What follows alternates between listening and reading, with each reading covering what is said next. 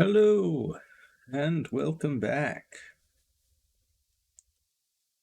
So, when last we left off with Final Fantasy XIV, found out that I'm apparently still in a Realm Reborn. There, all this time I thought, ever since I beat back the Empire, I thought, oh, now we're in Heavensward, right? Nope, not at all. Still in a Realm Reborn. Will I ever get to the DLCs? The answer, who knows?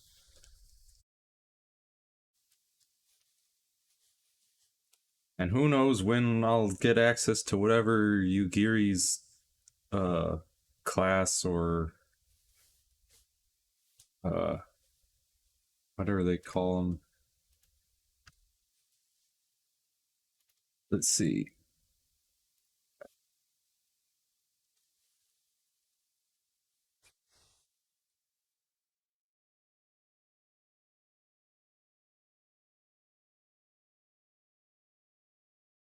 I don't know.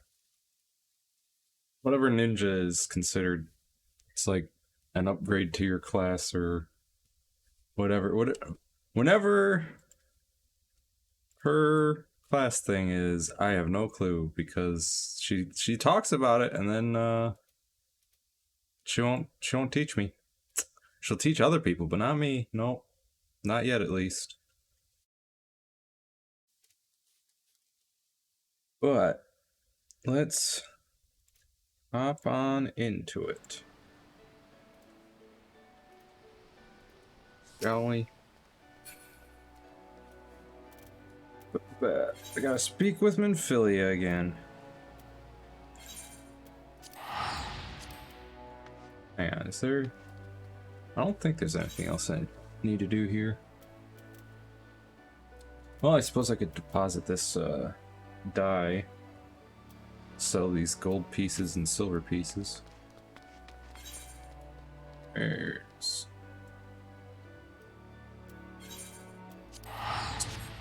Oh, nah, it's not that far a walk.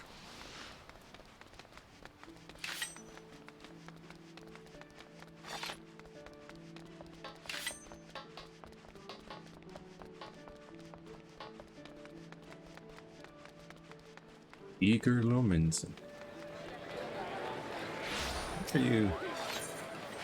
Alright, you're like an event thing, that's why you have an icon above your head. Also, aren't you the dude that teaches the Dancer thing? Yeah, that's a level 60 thing. Ha ha ha.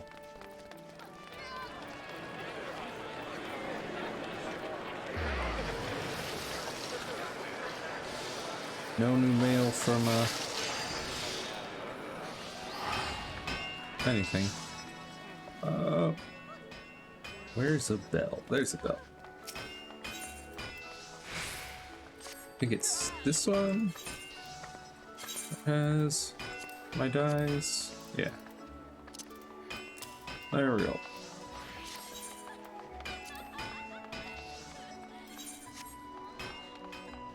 Sell the pieces. Hey, I don't care what shop I look at. I just want to sell you these. There we go.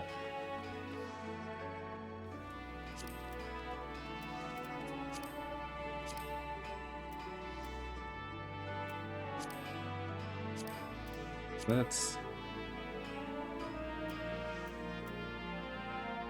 Oh yeah, these shards are for like crafting and stuff. I was like, what are these shards for? And then I remembered. But back to Minfilia. At Revenant's Toll.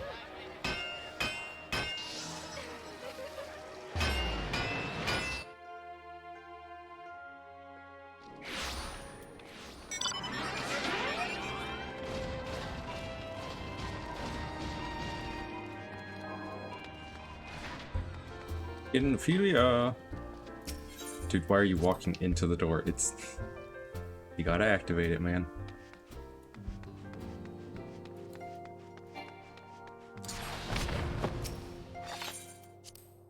Hello, Minfilia.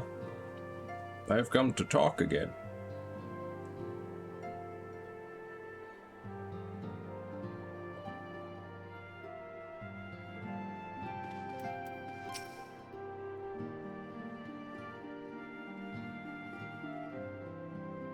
I have been reflecting upon the events which took place during our visit to Vilbrand. If you have a moment, I would share my conclusions with you. Please, bear with me. Voice acting again. When the Sahagin Elder summoned Leviathan, he employed the power we have come to know as the Echo. Yes. Though I cannot well explain the how of it, it would seem he became immortal in so doing. In a manner of speaking. When the Admiral subsequently slew him, his spirit emerged from his lifeless flesh, a consciousness shorn of physical form. Thus transfigured, he took up residence in the body of his minion with the ease of a man donning a favorite glove. Yeah. I mean, obviously, I'm much better than him because when I die, I just reappear in town.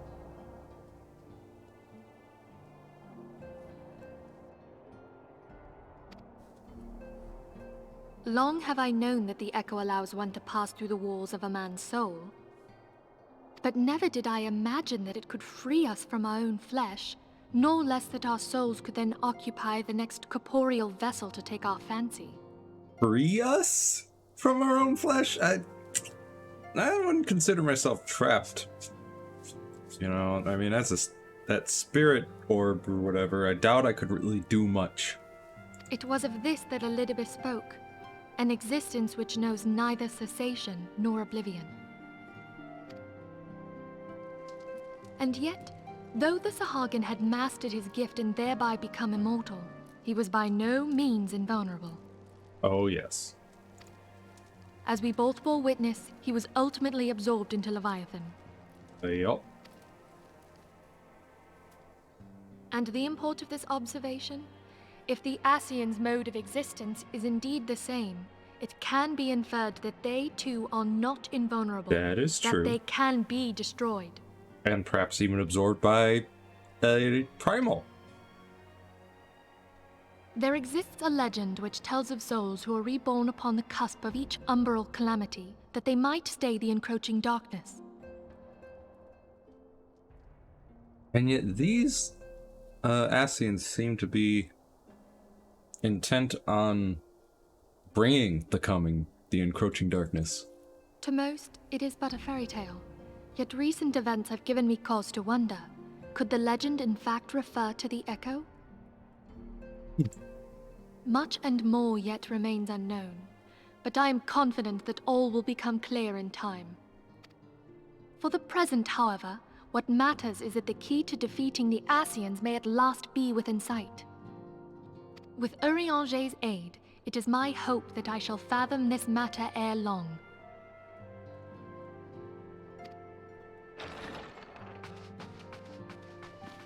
Hey, Urianger. Oh, I was just about to send for you, my friend. Is Artemis? Grave tidings from the Sharlayan motherland, my lady. It doth concern our distant allies, the students of Baldesion. What of them? My lady, the Isle of Val, which for many years hath been the Order's home, is no more. What do you mean? No more? Whatever do you mean? I relate only that which hath been conveyed unto me by our agents. An etheric wave of the highest magnitude was recorded in the region. Soon thereafter, 'twas observed that the isle had ceased to be. 'Tis postulated that a magic was evoked, like in power to Ultima. 12 preserve. An entire island gone. Well, how do we know it's not being cloaked? shrouded from us. If there are no other matters, I move that today's meeting be adjourned. Is that so, Lolorito?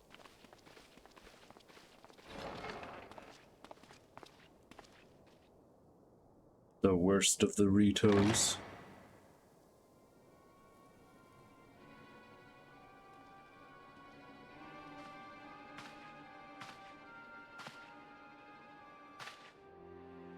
It is done, my lord. I... Forgive my impertinence, my lord, but these orders, I am uncertain as to what end they serve.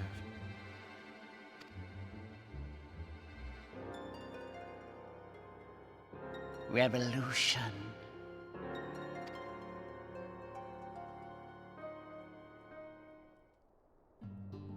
He's the guy who helped us.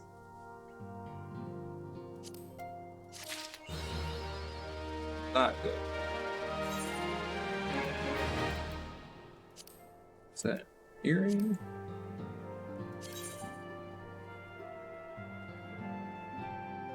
Far inferior.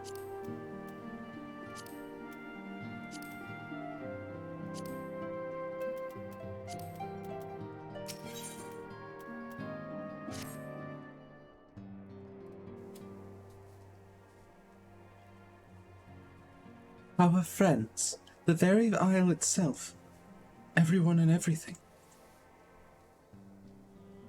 No, no. It avails us not to speculate. Urianger will send word if there are any developments. Until such time as he does, we must remain firmly focused on that which is within our power to change. With that in mind, I would speak of a different matter, one closer to home.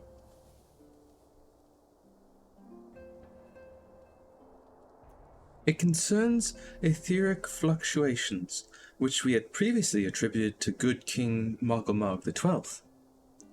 That the king is no more is a blessing for which we have you to thank. Yet all is not well in the Twelveswood. Our latest readings reveal an ongoing etheric disturbance of considerable magnitude. They may even suggest the presence of a primal. Needless to say, the mere possibility warrants immediate investigation, and I would have you... Cecilia? I do not wish to interrupt, but we have a problem. What manner of problem? A band of refugees, hailing from Ul'dah, this time, are come to Revenant's Toll seeking asylum. It would seem they expect us to afford them the same treatment we gave the Domans. At present they are in the seventh heaven, awaiting a formal response. I see. Mayhap this was to be expected. I shall meet with them at once. Asilia, you know full well we haven't the resources to accommodate many more people. Consider what will happen if you do this. Word will spread and more will follow. Your opinion is duly noted, but I will hear their suit.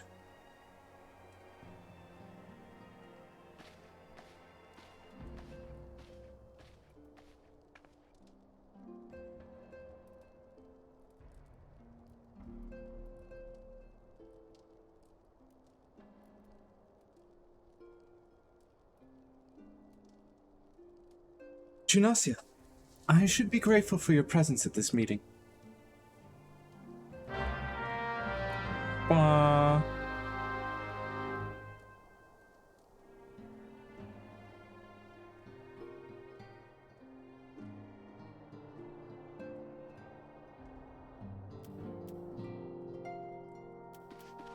He's at the seventh heaven.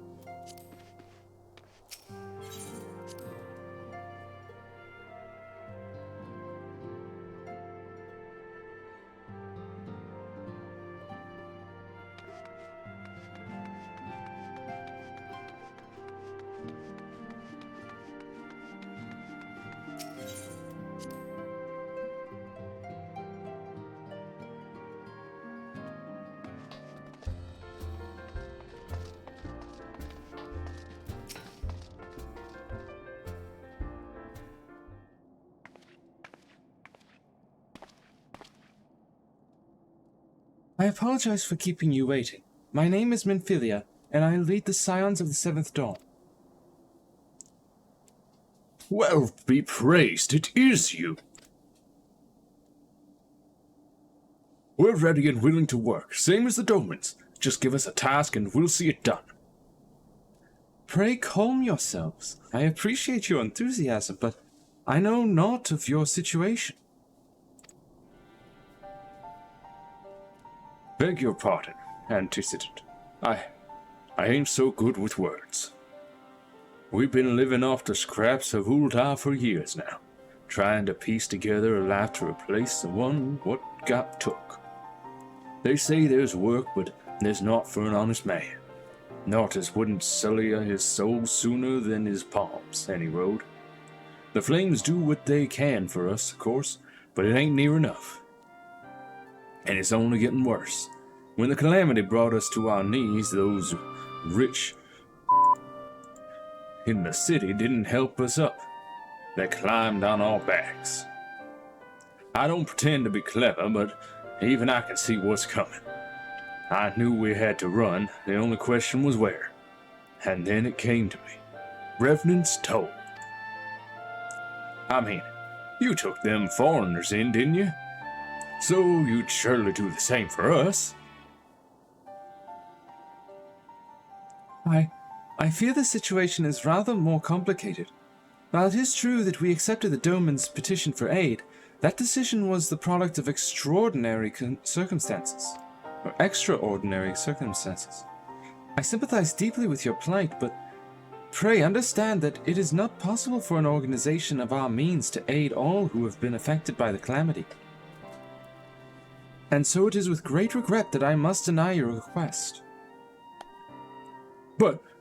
But we've nowhere else to go.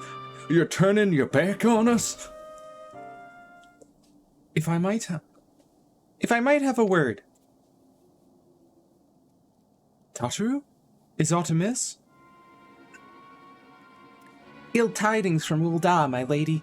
Alphinaud has been wounded. What?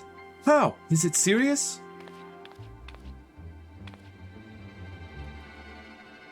I cannot say for certain, but I fear it might be. According to the flames, the refugees started a riot. They went wild, apparently, lashing out at any and everyone. That can't be right. Why would they? They must have been provoked. The demonstration was meant to be peaceful. 7. Now the Blades have an excuse. They'll round us up and kill anyone who tries to resist. Antecedent, please, if you won't help us build a new life, at least help us keep the ones we got. My lady, we are not ones to stand idly by and watch innocents suffer. However, until we know more of the circumstances surrounding this riot, I am not certain what aid, if any, we can provide. If the authorities determine that the refugees attacked without provocation, then those responsible will have to answer for their actions. How can you be so blind? Find Alphinaud, and quickly. If he is in danger, or worse, I would have you and none other by his side. Thank you. Pray do not concern yourself with the matter we were discussing earlier. Ida and Papalimo will see to it. Alphinaud is being treated at the Hourglass. Hurry, Genasia! Right away.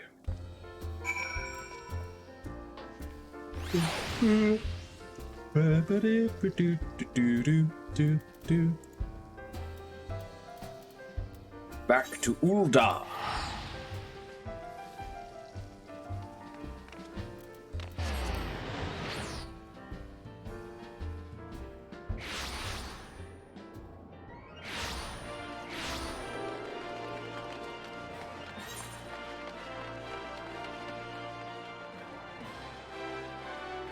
There, which is adventure skill session.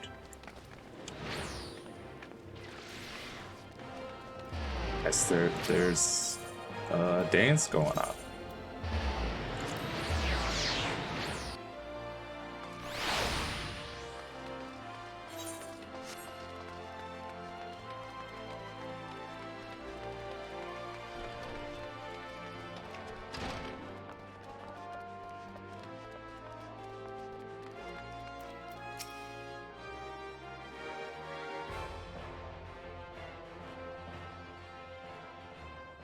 Come, you must have gathered by now that Tataru is given to exaggeration. As you can see, I am quite well. Uh-huh. Ul'dah, on the other hand, is not. This riot was anything but an isolated incident. There is a restlessness in the air. Tensions long simmering are at last threatening to boil over.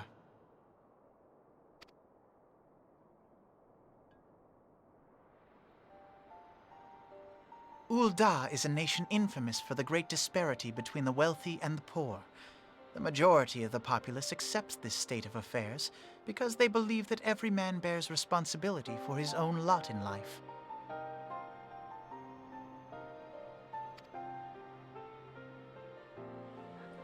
To an Ul'dan, money is the foremost, and some would say the only measure of a man's worth.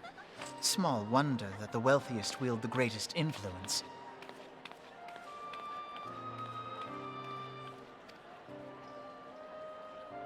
So where do the refugees fit into this social hierarchy? What place is there for those who fled Ala Mhigo and the destruction of the Calamity?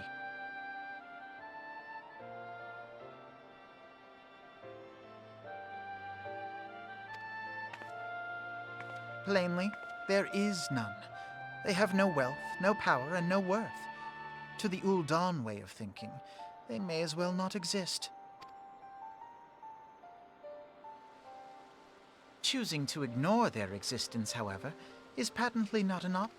Yet none would dispute that the expenses incurred by this policy grow by the day, with no end in sight.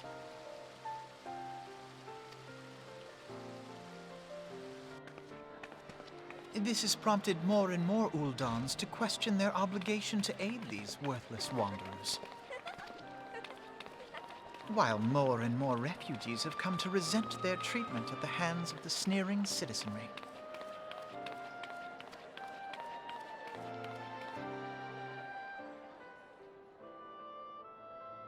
The manner of Lord Lolorito's refusal to grant the Dolmens asylum bespoke a disdain for all refugees, an attitude shared by the rest of the monetarists. And you may be sure they make no effort to conceal their opinions.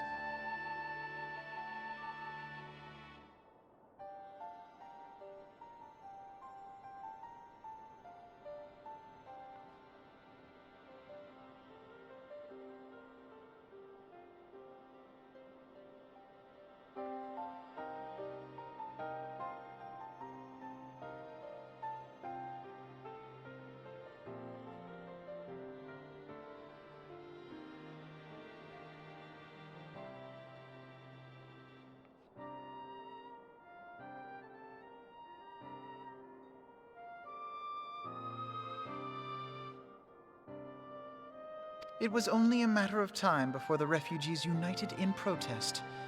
Nor is it any surprise that some among them would ultimately resort to violence.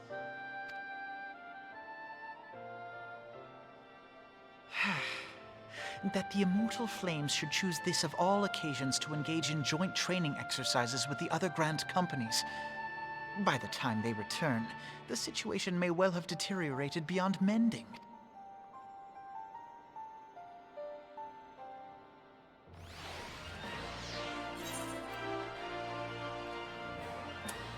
More earrings. I have no need of earrings.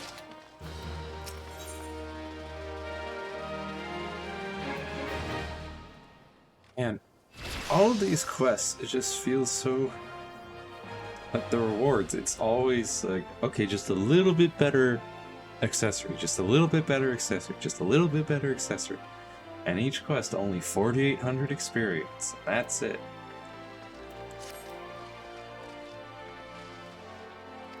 It's like, it just keeps going on and on and on. Oh, I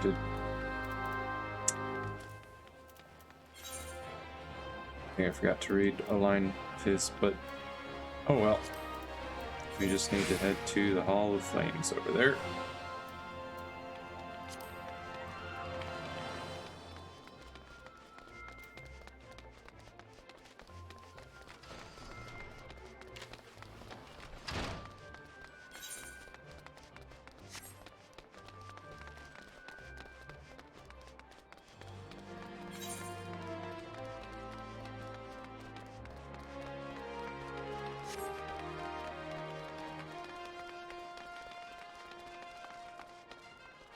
Itinerant Moogle. I don't have enough of your currency to buy anything, you itinerant Moogle. There you are. Raban! Now is not a good time, Genasia. My hands are full dealing with the refugees. Well, that's kind of why I'm here. Precisely the matter we wish to discuss, General. Alphanon, back on your feet already? You may credit my swift recovery to your chirurgeons. Okay, chirurgeons, sure. My memories of the riot are still somewhat muddled. I trust you managed to regain control of the situation? Not entirely. We secured the city soon enough, but not because the unrest had spread to the surrounding territories. Or not before the unrest had spread to the surrounding territories. Pockets of resistance remained throughout Thanolin.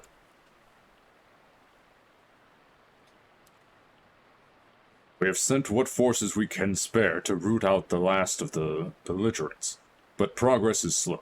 They are elusive. I can well imagine. Given that the majority of refugees live outside the walls, it stands to reason that they would know the lay of the land. What I do not understand is how they came to be so well prepared. Before my little accident, I observed that several of the refugees were armed, and not with butcher's knives or pitchforks, but with martial weaponry. I need hardly add that such equipment is costly. None can deny that tensions between Ul'Dan's citizenry and the refugee population have increased since the Domans were turned away. But would that motivate a starving man to purchase arms in lieu of food? I think not. And what of those who have not even a single gil to spend? Who could not survive without the aid provided by the immortal flames?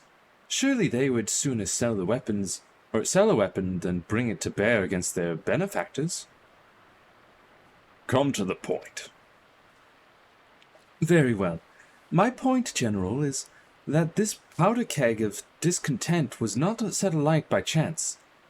These events were deliberately set in motion, and now order must be restored. That is my first duty. Until it is done, any investigation can wait. I do not have time to discuss this. My scouts will be returning anon.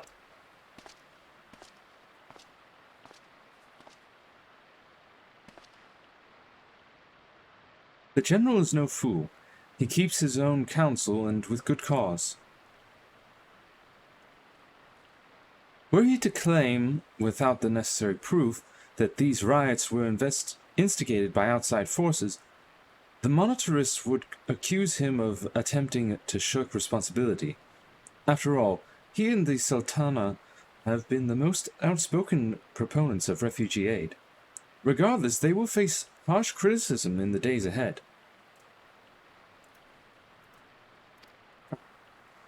Our allies may stumble upon the truth in time, but I have far more faith in your abilities, Genasia. Therefore, I propose we conduct our own investigation, independent of the authorities. To that end, I would have you make inquiries in the settlements suspected of harboring belligerents. Commander Swift will know which they are. He may balk at a request for such information, but I've no doubt that you can persuade him with your silver tongue. I, meanwhile, shall seek answers in my own way, after which we can regroup and share our findings. Well then, shall we? Nodders. Nodders, nodders.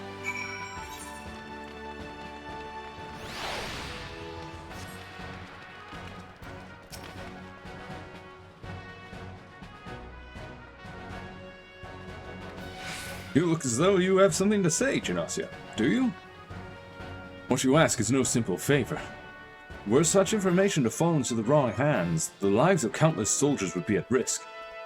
Even so, there is wisdom in your words. An able individual may be better suited for this task than a regiment. Very well. The Brass Blades have reported suspicious activity in the vicinity of Lost Hope. It may be unrelated to recent events, but we doubt it. I suggest you begin by speaking to the Blades posted there.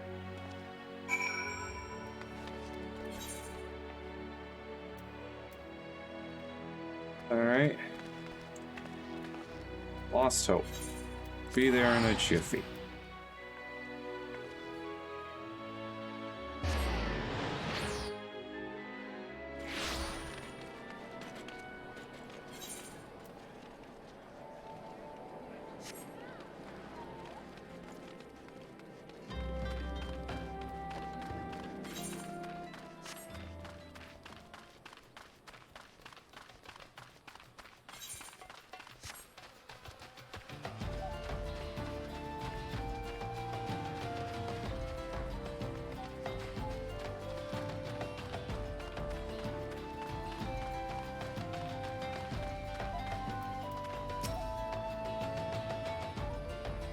And what brings you here, adventurer? A search for refugees? Well, then you've come to the right place. You mean those refugees? Oh no, you won't find them here. Most of the people of Lost Hope have come to accept their situation, and are content to pass their days in peace and quiet. Outsiders have trouble understanding that. Like that merchant who passed through recently. Gregarious fellow, but awfully opinionated. Can't say I was sad to see him go. And who was this merchant fellow? A friend of the Sultanate, are we? I take that this means someone has read my report? The refugees who left with the merchant have yet to return, and I am increasingly concerned that Zazawaka's suspicions were correct. You haven't the foggiest what I'm talking about, do you? Never mind. Speak with Zazawaka. He will explain everything. Okay, Leofric.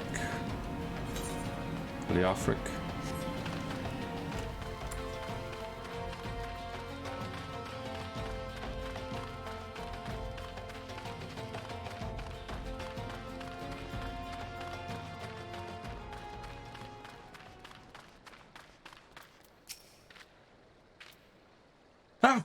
Don't hurt me! I'm not one of them! I beg your pardon? You're not a flame? I see. If Leofric bid you speak with me, then I take it you've agreed to help? 'Twill be praised for that, because we haven't a moment to waste. Everyone knows the flames are on the march. The others have fallen under that fanatic spell, but not I. Promises of revolution and retribution, of holding the ruling class to account for taking that which is owed. Ha! A childish fantasy. I did everything I could to dissuade the others from leaving, but few would heed my words. Now that one of our idealists has returned, however, the madness of the merchant's plan is plain for all to see. Look behind yonder tent, and you will understand why. Even now he babbles incoherently. So traumatized is he by the bloodshed he witnessed. Try as I might, I can make little sense of his words beyond the fact that he was not alone in surviving. Yet I've no doubt that Merchant will lead the remainder to their doom. I beg of you, find them before he does. Very well. Hello, terrified refugee.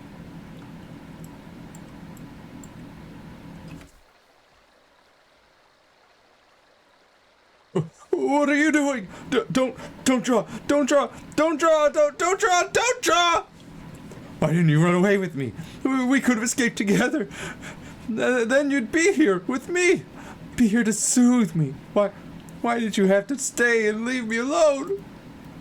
Oh my goodness, dude. Get a hold of yourself. What? Sorry. / soothe.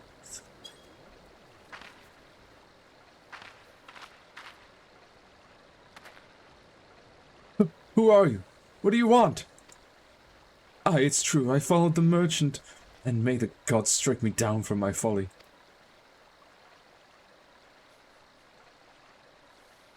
Yes, Mad Cat Rex, I know. What they will not give, you must take, he said. When we asked how, he revealed a cache of weapons he had brought and implored us to seize control of our fates. I thought about running then and there, but the others were so excited. He split us into 2 groups, sent us off on our own. But when the flames found us, we didn't know what to do. Our leader tried to parley with theirs, but then they started arguing and then fighting, and then everyone was fighting, and flames were shouting to give no quarter, and...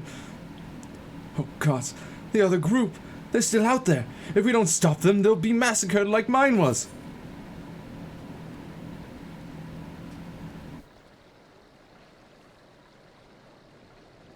Let's take a look at this. You're gonna give me a ring? I mean, I'll take it. Yeah, Hero's Ring of Aiming.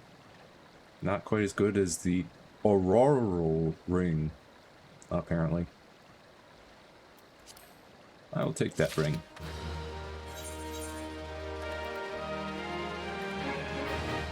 Hang on, I've got this Darklight Band of Aiming, which is even less good. So I think that's the one that I will place.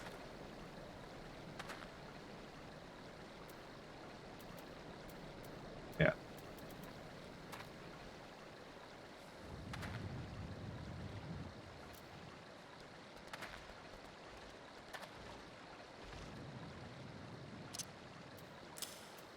There we go.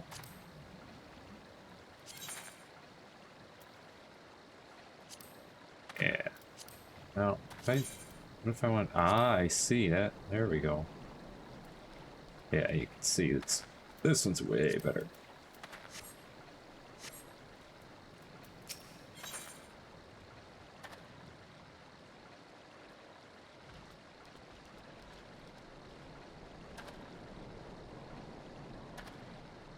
Verified refugee would have you find his brethren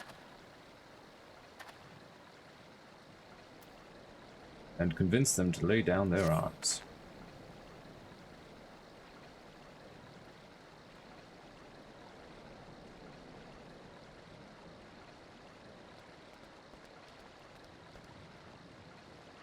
The other refugees are hiding in the cave south of Lost Hope, but to approach them would be fruitless. They would sooner call us agents of the Sultanate and try to kill us than listen to reason. Why, the twins might even deign to do the deed themselves. A pox on all bloody sellswords. They were supposed to train us to fight, but the ones he sent with us vanished during the struggle. Oh, if only we had never listened to that merchant's ridiculous claims. He said our cause was righteous, that the gods would never suffer us to be defeated. Though, if they were forced to confront reality, that's it. Challenge the twins to combat and show my brethren that their strongest warriors are no match for one woman. Mayhap then they will agree to lay down their arms and renounce this plot. Indeed.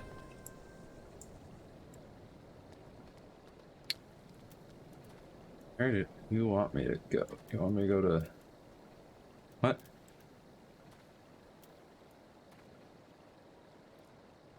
Alright, hang on. What? Here's where you want me to go. That was weird. It was saying there was something in southern Thanalan, but there's not. So weird.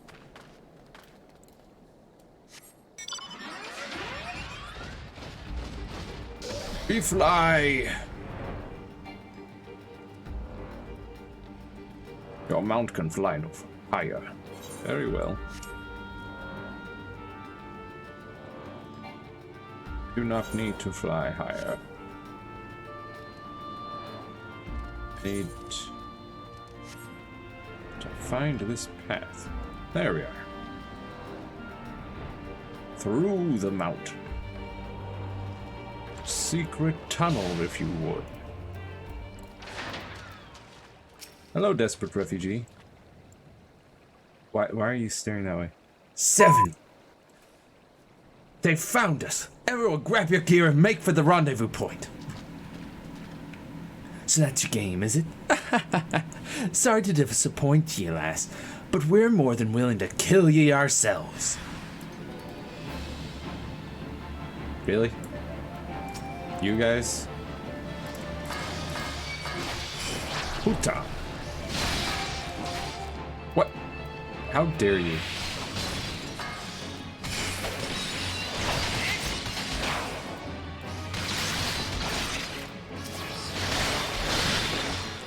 You foolish fool. Right. You're still alive? You have no health. You. Thought you could just appear behind me, eh? Shadow Fang you. Katan. Brighton. Seriously, guys. Is this all you got?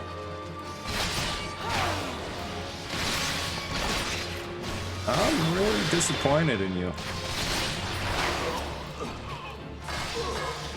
Brighton.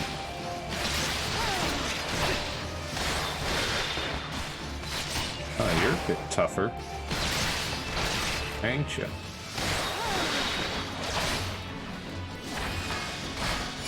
Right. Let you die all the same.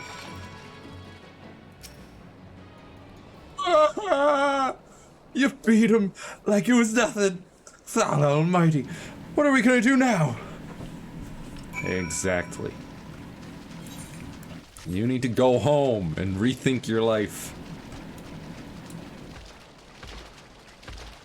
You don't want to sell me death sticks.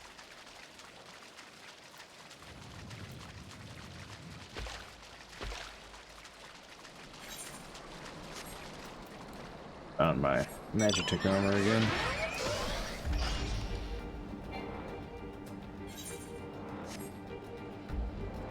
Right through this cave, I guess.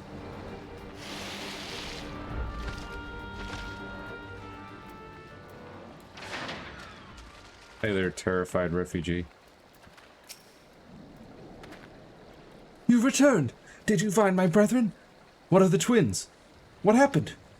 I see. Well, you had no choice. Better that a handful of them take a beating from you than the lot get butchered by the flames. Tell me, what did the merchant have to say when it was over? Huh? But where else would he be? Unless he went to Stone's Throw to recruit others? More likely than you think. Ba-ba-ba! Finally, level 52. I can do my next ninja quest.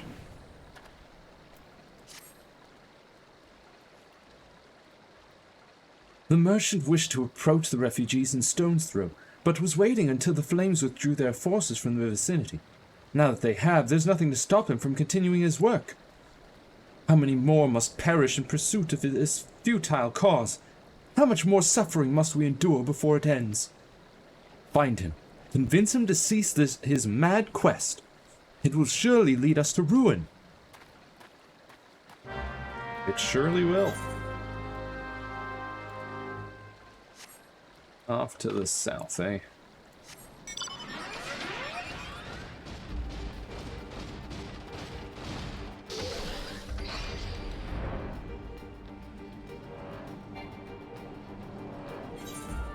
Blind, Ohio.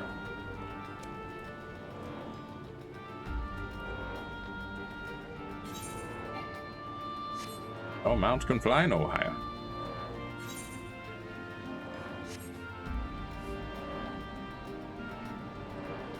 Oh man, just look at the... Shut up about that. Look at the city. That looks really cool.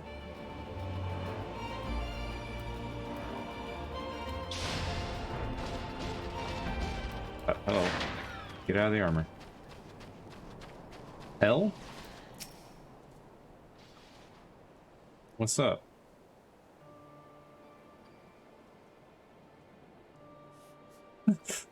Have you seen my parents?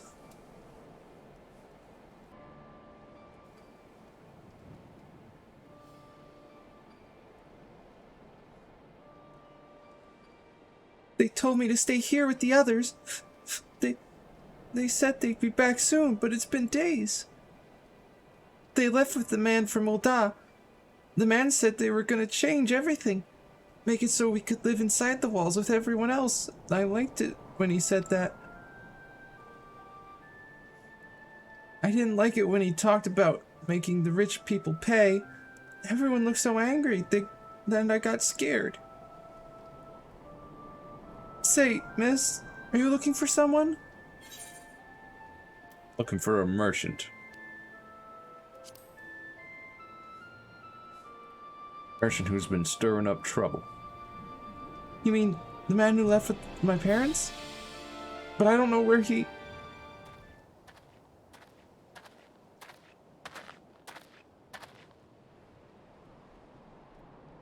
Wait, look! Over there! I think that's him! Do you think that's the merchant? Well now, which of these gullible fools shall be my next victim? You want to try me? You! I... Oh, no, you don't. He's getting away! Go get him, miss! Nodders.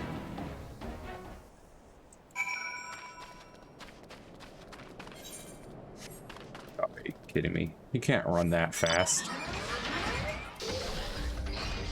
Besides, I've got a mount that can fly.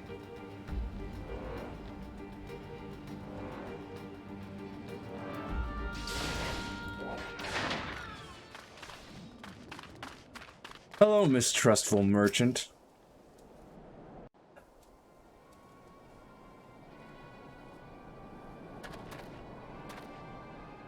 You again?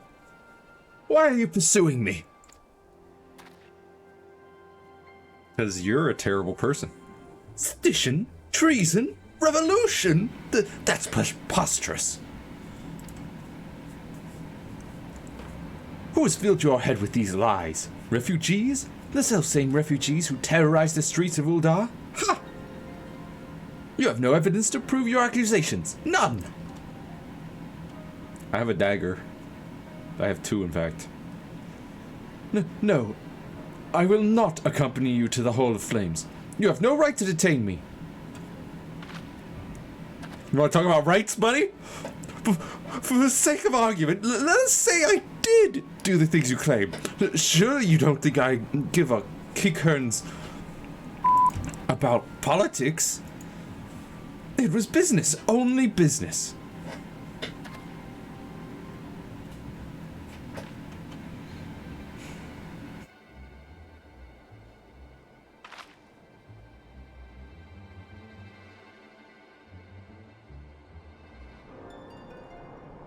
You want to die for your cause? Oh, it looks like you might die for your cause. We both know I am not the one you want. However, if you agree to protect me, I swear I shall tell you everything.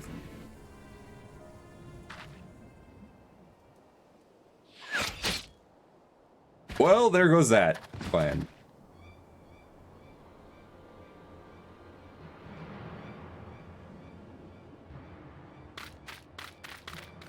What's all this commotion? 7.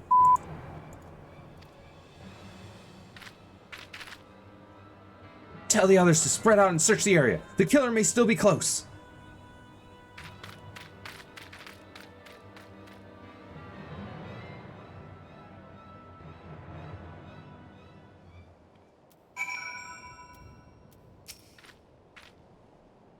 Hold, adventurer. I would know more about your relationship with the victim, as well as the events leading up to his death. Well, this man was responsible for the recent riots? Mayhap we owe his murderer a debt of gratitude. In any case, it is obvious you are not the one whom we seek. You may carry on with your investigation, Scion. I'd say it's pretty obvious, considering he was shot with an arrow from yonder hill And I use daggers.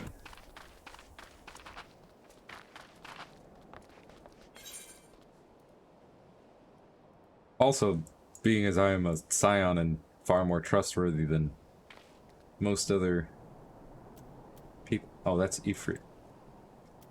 Oh, worry about that right now.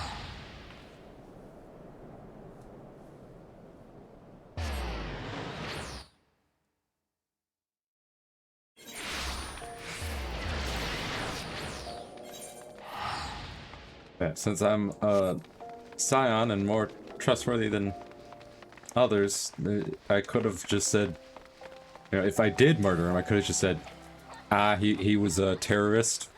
Yeah. I was just doing my duty. What news, Genacio? Where is the merchant? Well, he's dead. Murdered? It all. To the 7th. He was not simply murdered, Genacia. He was silenced. Too many knew his face, and he was ready to divulge his secrets. Do not despair, though. We may be closer to identifying the true orchestrator of these riots than you realize. Hopefully that's true. Let's have a look at this. More dex, more vitality, more determination. Direct hit rate instead of skill speed. Don't like that bit, but I do like the other parts.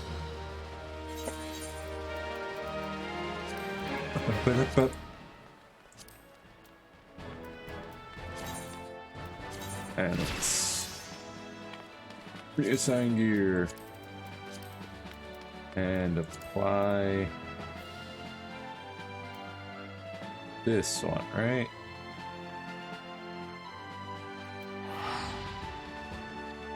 I don't think there's anything that I...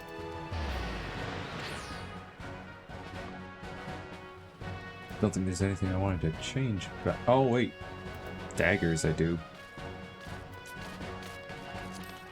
But I'll have to change those later. For now, it is what it is.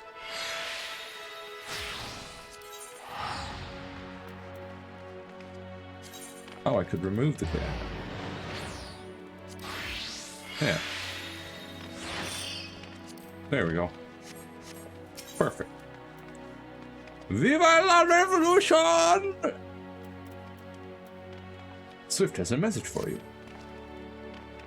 The Flame General left word that you were to proceed to the Fragrant Chamber as soon as you returned. He wishes to discuss your recent discoveries, as well as the results of our own investigation. Master Alphinaud has already been informed and should be waiting for you outside. Pray, proceed to the Royal Promenade with all haste and speak with Bartholomew. Very well.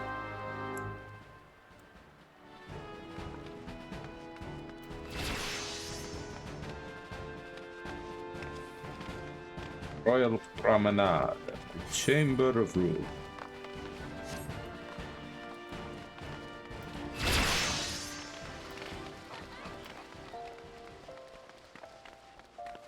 I see they are still dancing.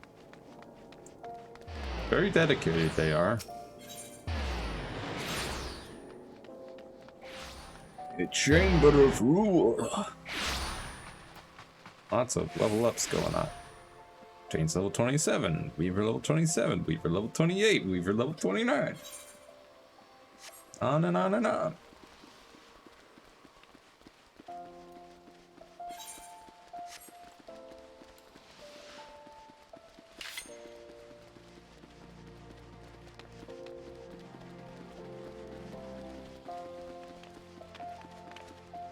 Hello, Bartholomew.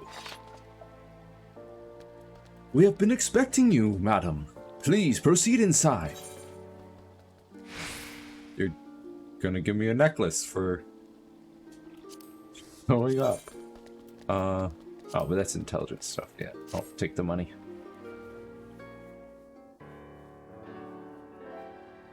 Commander Swift has kept us apprised of your recent activities. You've made great strides towards quelling the violence. Indeed. Despite our best efforts to determine what provoked this uprising, the truth continues to elude us. Have you uncovered aught which might shed some light on the mystery?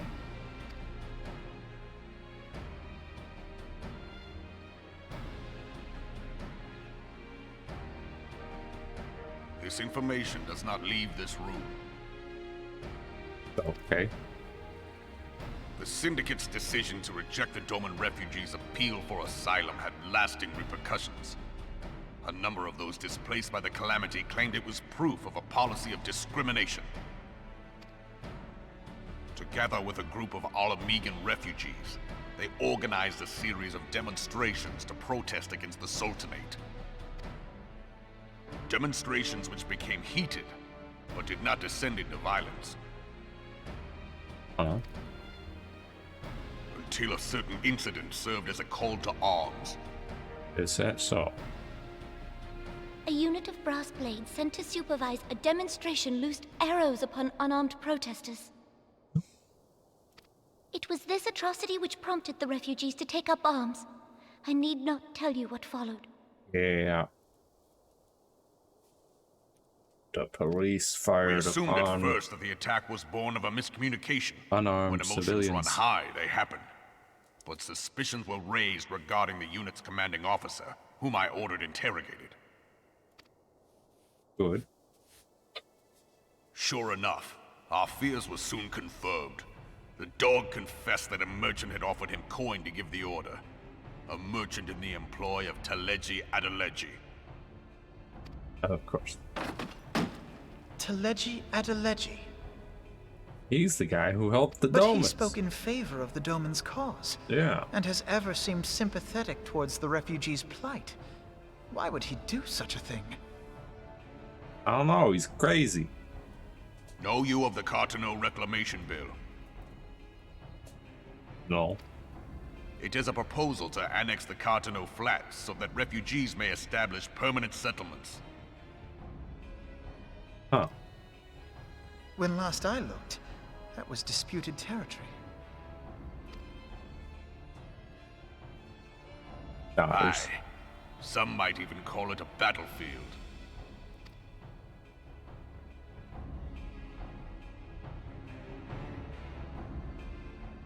The destruction wrought by Bahamut was greatest at the Cartano Flats. That much is common knowledge. What is less well known is that his rampage laid bare ancient Alagon ruins, of which no record existed.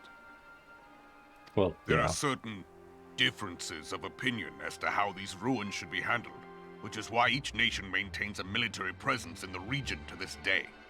I see. Yet differ though we may, we are still allies. Therefore, in the interest of preserving the Eorzean alliance, we have reached an agreement. Any conflict which may arise during the course of military exercises in the region shall have no bearing on relations between our nations. Huh. In full knowledge of this delicate state of affairs, Teleji Adeleji proposed the Cartano Reclamation Bill. A shameless bloody ruse which stands to benefit him in but one conceivable way. If successful, he will gain control over the disputed territory under the guise of assisting in the resettlement effort. And you can be sure he'll build an orphanage next to every Alagon ruin. Uh-huh.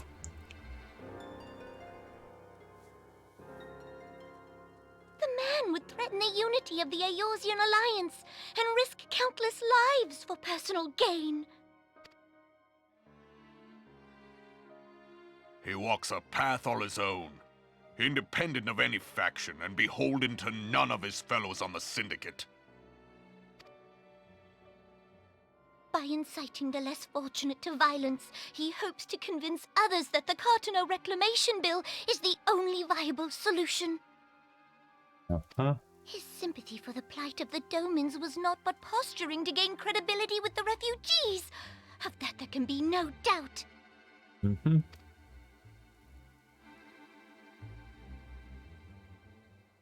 Forgive me, but what could possibly motivate Teleji Adeleji to go to such lengths? What is so special about these ruins that he would risk his position on the Syndicate, and, most likely, charges of treason against the Sultanate? Omega. Pardon?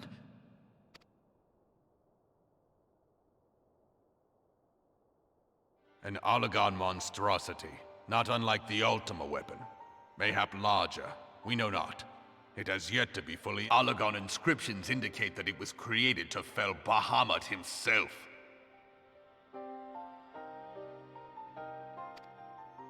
If accurate, it might explain why Nail Van Darnus chose to bring the Red Moon down upon the Cotonou Flats. Given the ends he went to ensure Eorzea's annihilation, destroying the one weapon which could stay the Elder Primal may well have seemed like good sense. When first I bore witness to the power of the Ultima weapon, I doubted the evidence of my senses. And now you tell me there is another such weapon. One which could contend with Bahamut. Bahamut! Bahamut. Aye, we were skeptical ourselves. Truth be told, until the Ultima weapon's existence came to light, we thought the inscription had been mistranslated. At present, Omega is more akin to a fossil than a tool of war, having long since ceased to function. As such, its true potential cannot accurately be gauged. However, if someone were to restore it, as the Garleans did the Ultima weapon, I have little doubt that he would wield untold power. Power enough to subjugate Uldar like as not, and the rest of Eorzea besides, which is doubtless why Teleji Adeleji yearns to have it. That he should aspire to world domination. He who has ever walked 2 paces behind Lord Lolorito in matters of commerce. 'Tis in acknowledgement of his own limitations that he seeks this power. Woe betide us all should we allow him to have it.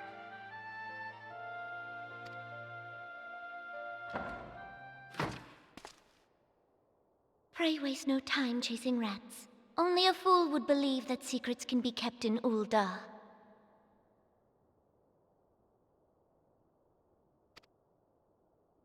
It would seem the implications of the Sultanate's refugee problem are rather more far-reaching than we assumed.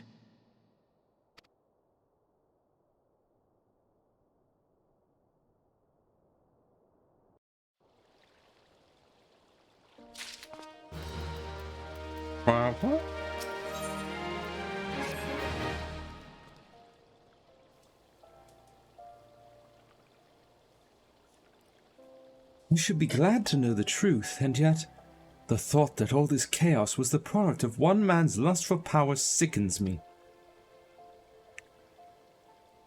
How long do they think how long do you think they intended to hide the existence of Omega from the Scions? That they even felt the need to do so is most troubling. It would be in our best interest to learn more of the military activities in the disputed territories. You are, of course, the Scion best suited to this task. Private Vasan, do take a moment to visit Maelstrom Command and make inquiries at the earliest available opportunity.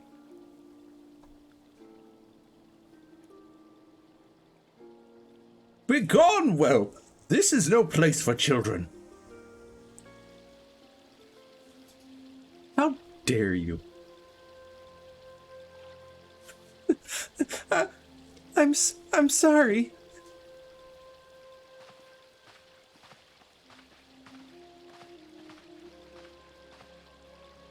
Hey, Elle.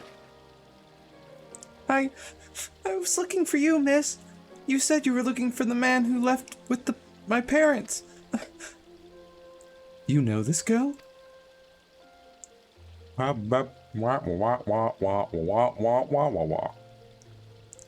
So he visited Stone's Throw as well? I see. Did you find the man? Were my parents with him? They were not, I'm afraid. However, I can think of several places they might be, If you like, we can go and look for them together. Really? You'll help me look, mister? Nodders. Of course.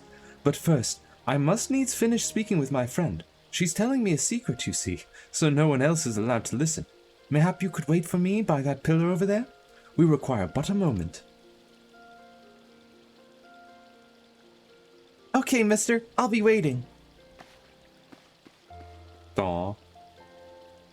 I'll take her to the quicksand. Mayhap Momodi will know what to do. A legion of Garleans on an aether-starved primal. Even dealing with an Ascian would be preferable to this charade. Sometimes I fear Minfilia is too ambitious. We rush hither and yon in response to threats as they arise, without concern for the strain it places on our limited resources and ourselves. Mayhap the time has come for a change.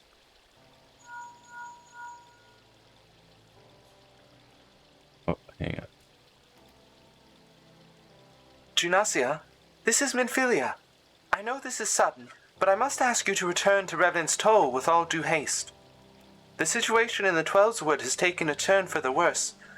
I will explain in detail once you arrive. The Twelveswood? Then the primal threat she spoke of before has been confirmed? I have received no reports of the Ixali activity, which leaves the Sylphs? Go, Junasia. You know as well as I that the appearance of a primal takes precedence over all else. Oh, and when you arrive, do inform the antecedent that, while I am grateful for her concern, she needn't fear for my safety. I am more than capable of protecting myself. Nodders.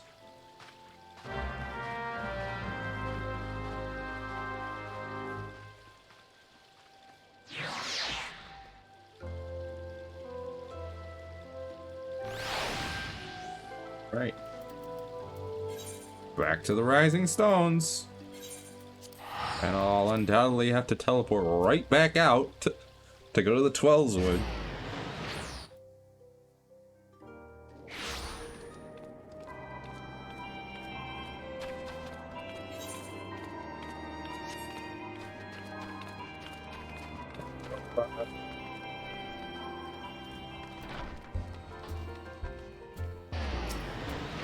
No.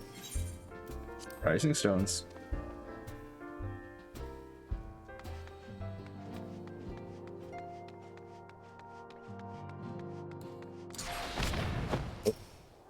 The soda.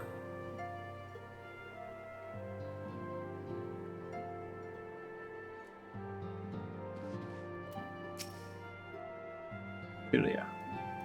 It is a relief to see you healthy and hale, Junasia. The latest news from Uldar was most disturbing. I'm fine. Come on. Clearly, the only injury Alphinaud suffered was to his ego. Doubtless it will heal ere long. The other scions will need to be present for this meeting. If you are ready to begin, I will summon them now. Dexterity wristlets. Let's have a look. They are better. Although I don't get more skill speed, sadly. Very well. I don't know why it keeps switching back and forth between skill speed and critical hit. Like, they'll give me something that's good for skill speed, and then they'll give me something that's good for critical hit, and then they'll give me something good for skill speed.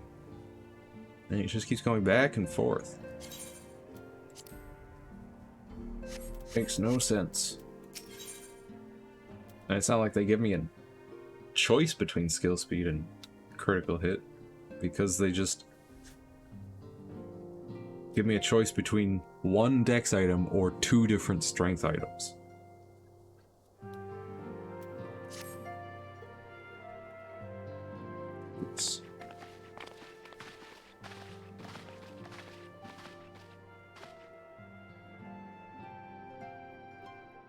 Thank you for responding to my call with such haste.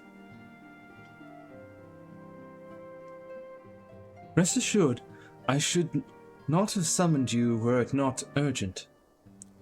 To business, then. I have received some most disturbing news from the Order of the Twin Adder. They have reason to believe that the Sylphs may have called forth their revered guardian, the primal Ramuh. I'm sorry. May have? Then it is not certain? The Elder Seedseer informs us that the elementals themselves murmur of the Lord of Levin's return to the forest. The Sylphlands, however, display no signs of undue commotion. Forgive me, Antecedent, but the fact need not contradict the elemental's testimony. Unlike his more bellicose compeers, Garuda and so on, Ramuh is reputed to act only in the defense of his children. I imagine he would soon make his presence known if any were foolish enough to directly endanger the Sylphs or their territory.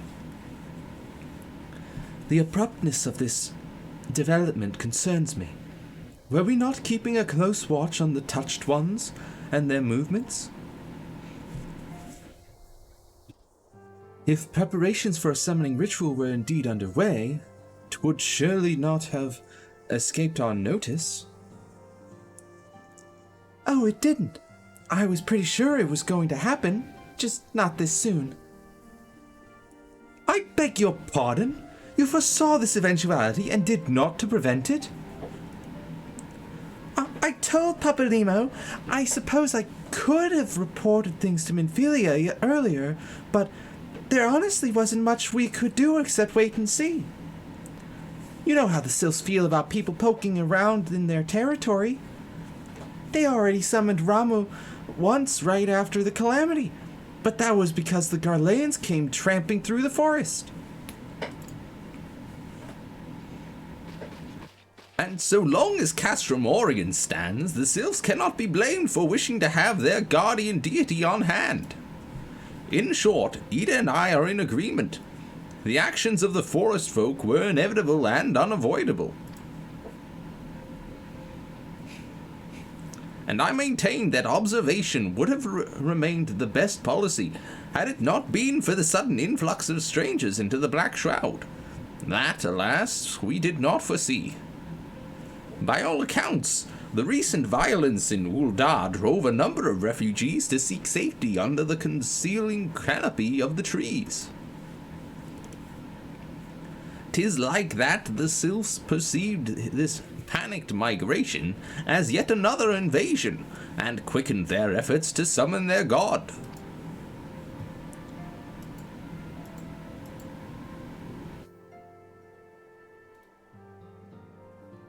I am put in mind of Titan and the kobolds. Once again, it is the affairs of men which have paved the way of a primal's coming. Indeed. One cannot help but wonder what manner of place Eorzea would be without the civilizing influence of mankind. Be that as it may, this regrettable development does afford us a unique opportunity.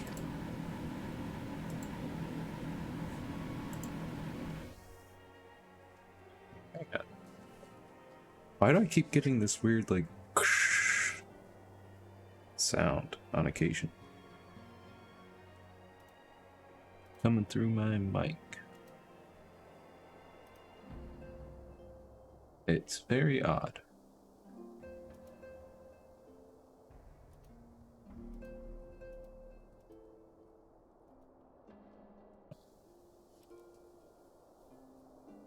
Dunasia, through your dealings with the Sylphs of Little Solace, you once proceeded in preventing an untimely conflict with Gridania. That was terrible. Read. I wonder, might one who has treated with the Sylphs so fruitfully in the past not achieve similar success with their patron deity?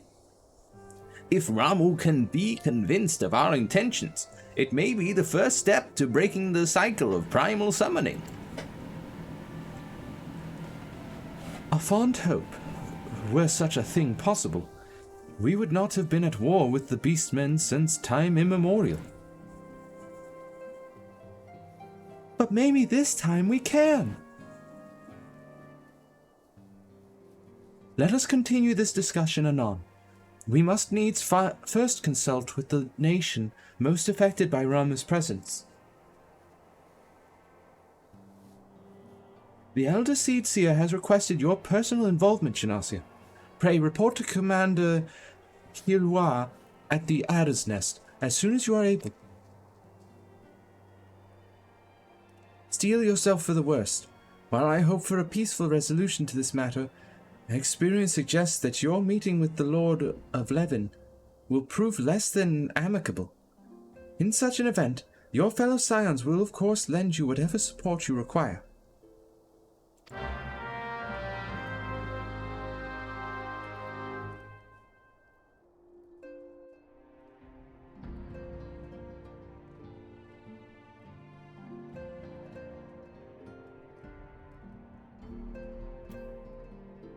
Alright.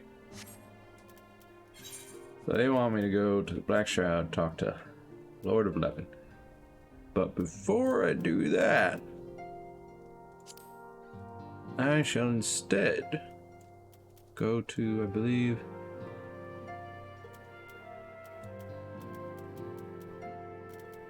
where is it? Wineport.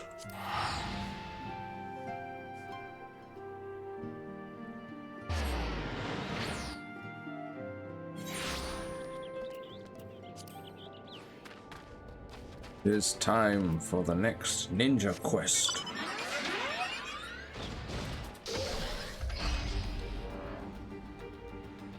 And seriously, still, I'm doing main story quests and I'm getting 4,800 experience per quest when I need 1.2 million to level up.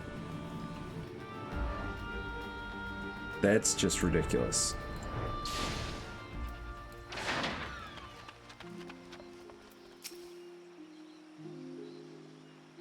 Welcome back, Genossia. You may enter.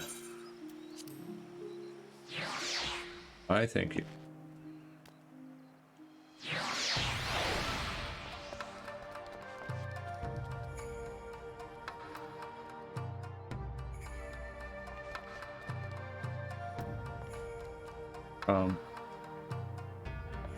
Wait, not. Oh, bro. Since the day I became a shinobi, my every action has been dictated by one mission or another. Now there is no duty that calls me. At first, the freedom was overwhelming. But I have found peace with it. I will take the time to see the world and honor the memory of my fallen comrades. But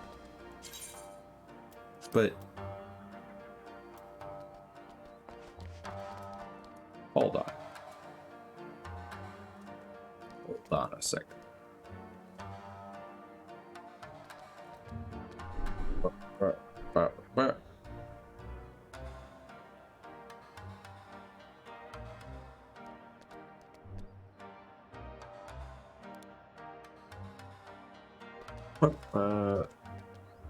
Okay. 14 ninja.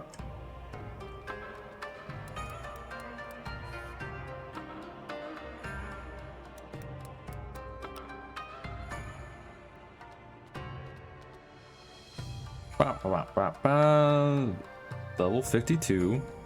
Says Obro. The Impossible Girl.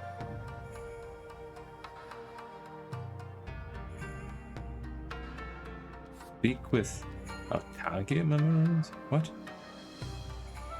Quest giver Oboro. Location Eastern Lanasia.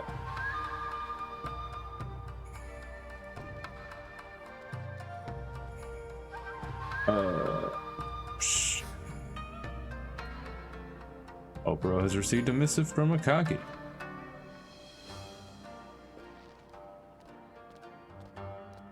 Wait. says categories Heavensward content. I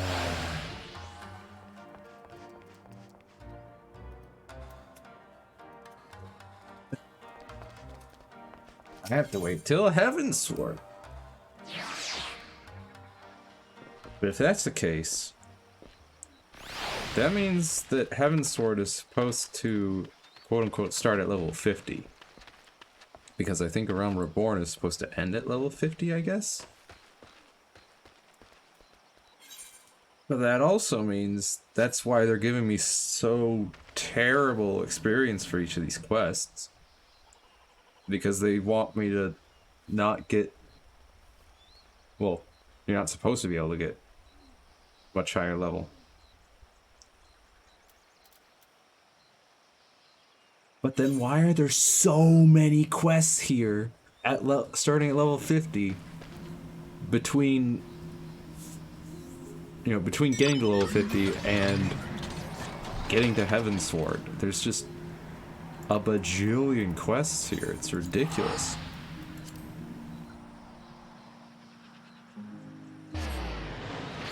Feels like they could have done this in a more concise manner.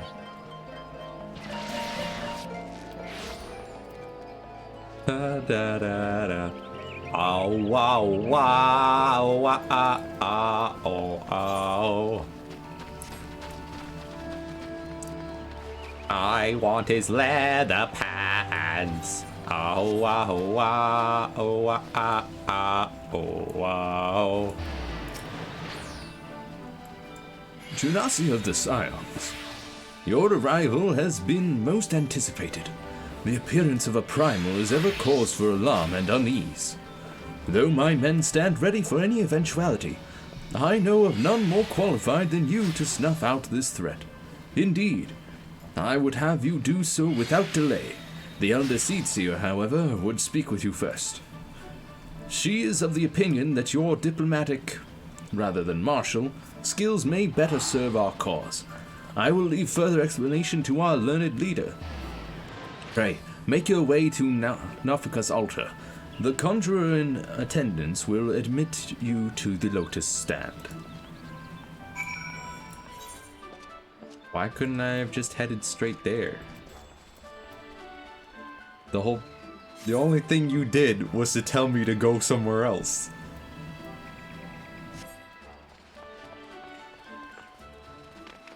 I mean, you already said basically everything that I already know, or a bunch of stuff that I already know, and then told me go over here now. Like, see? It's stuff like this that could have been cut out, conjugated. The other Scions have already arrived, madam. May I show you in? Yes. Do you even have to ask? Shall I let you in? Well, yes, that's why I am here. To be let in. Scions of the Seventh Dawn, on behalf of the people of Gridania, I bid you welcome. Your presence is of great comfort to us all in these days of uncertainty. I summoned you here to share tidings of a most urgent nature. But a short while ago, the great elemental spoke, and his voice was clarion in its intensity. Ramuh is returned unto the forest. Do you hear the clarion call? Scarce had his words ceased to echo in mine ears when we were visited by an emissary from Little Solace. Calling out to one and all. Who will live and who will fall? Who will walk Our the guest golden hall? informs us that the sylphs, too, have sensed the presence of the Lord of Levin. Though his exact whereabouts remain unknown, we may safely assume that the primal was summoned within the heart of the Sylphlands. Indeed.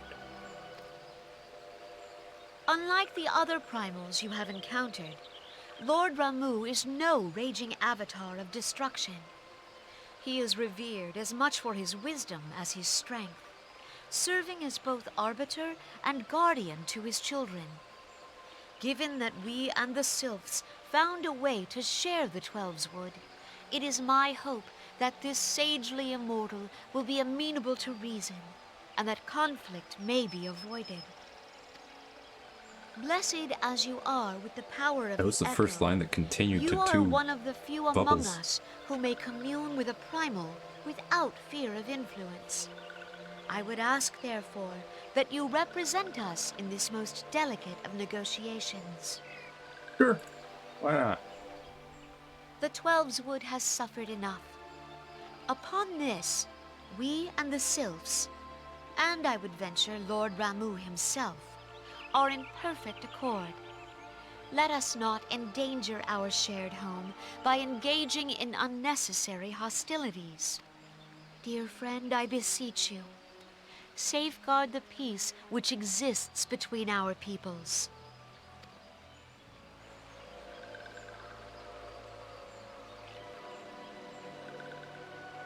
You have my thanks.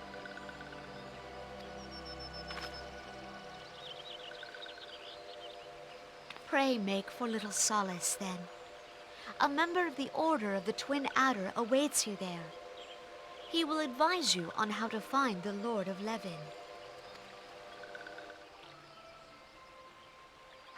An ill wind blows through the forest.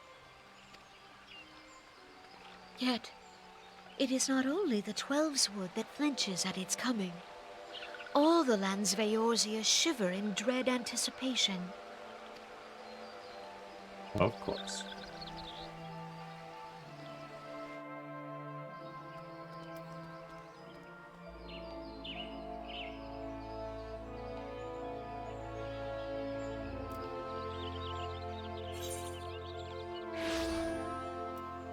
And see once again, all of that was basically just, hey, could you go over here now and do what you were already told that you should do? Like, It is our hope that you will talk with Ramu and convince him to have a peaceful relationship with us. That is our hope. Now, please go over there and do that you have already been told by other people that you should go and do.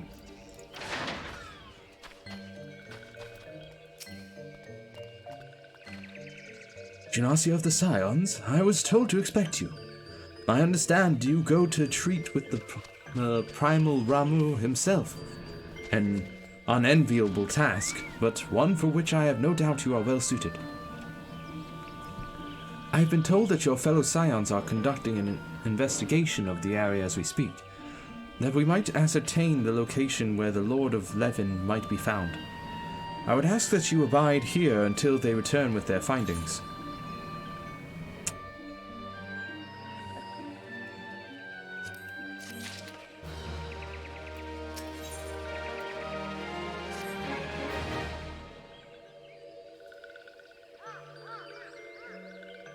I was told that a messenger would be sent as soon as your fellow Scions finish their investigation. I do not imagine it will be much longer. Hello? Hang on. This one returns, and returns with good tidings. Wise ones have finished searching, and have wisely identified the precise location where the Touched Ones summoned Lord Ramu. Your timing is impeccable, my fluttery friend. Sorry.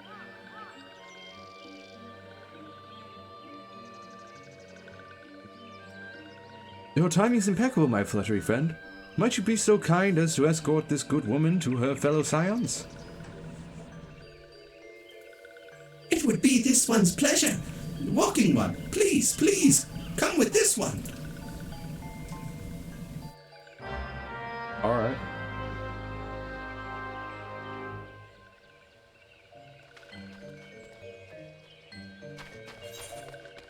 Off we go.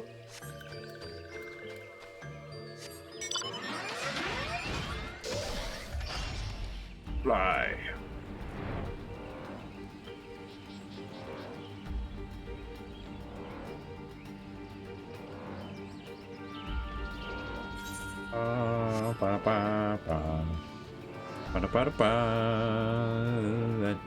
That doesn't look good.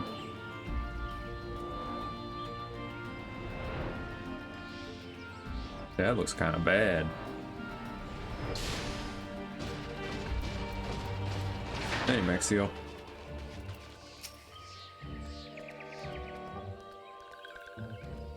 Wise ones have ventured deep, deep within the Sylphlands. These ones must proceed carefully and keep an eye out for touched ones. Okay. And then he runs off again.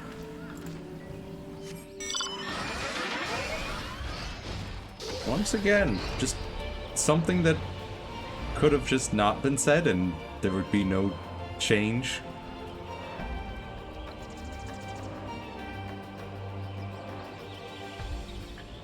I mean, if he had just not stopped there and just instead gone straight over here, I would have flown over here.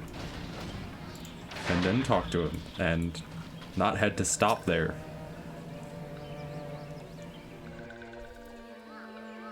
This one is most sorry, but this one can go no further. Draw too close to Lord Ramuh, and this one may turn mean and nasty like touched ones. And so this one must say farewell for now.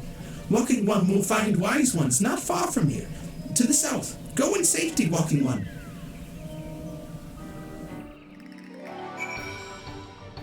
Great.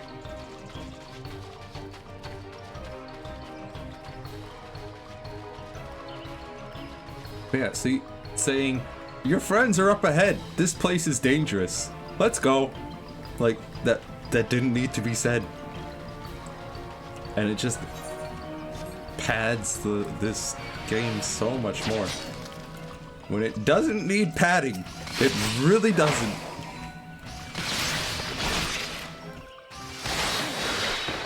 I also dislike when they're all like, oh yeah, here's your quest NPC that you need to talk to, but also there's enemies standing right next to them that you have to fight before you can talk to them because they decided to stand right next to aggressive enemies and they don't get attacked, but you will.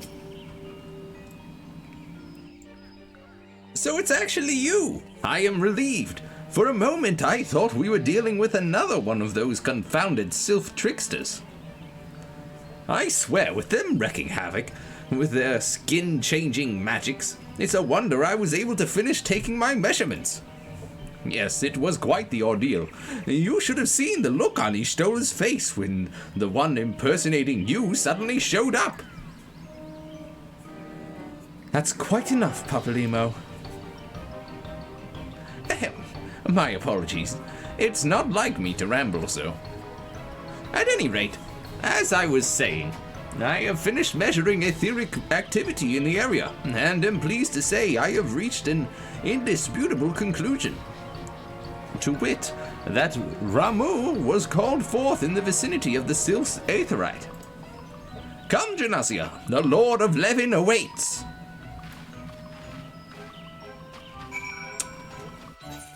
Okay.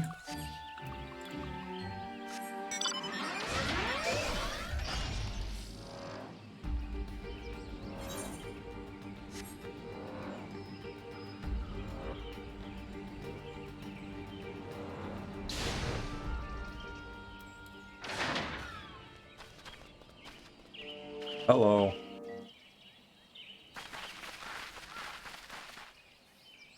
So, where's Ramuh?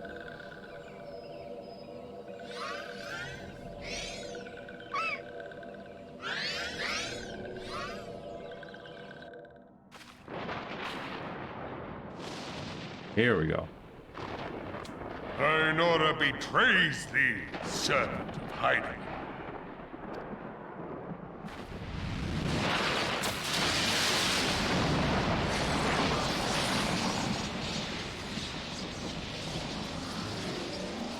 Hi. Hello, Mr. Magnificent Beard. Thou art the bringer of light, bane of Ifrit, Titan, Garuda, and Leviathan. That is true. I am Ramu, guardian of the children of the forest. Yes. Thou tramplest upon sacred soil, bringer of light. By what right doth man intrude in this sanctuary of the sylphs? Parlay? The Gridanians proffer peace? Their words are born of delusion, thine offer an insult. Thou speakest of harmony, yet carest naught for my children's desires. They did but wish to dwell beneath these boughs in solitude. Yet even that was too much to ask of man. Thus did they turn to me for succor. The sentence I pronounce upon thy kind is just. Redanian or Garlean, it matters not. The good intent of one excuseth not the misdeeds of the other. Thy conflicts have brought naught but anguish and misery unto the forest. All blame doth lie with the darkness that resideth in the breast of man.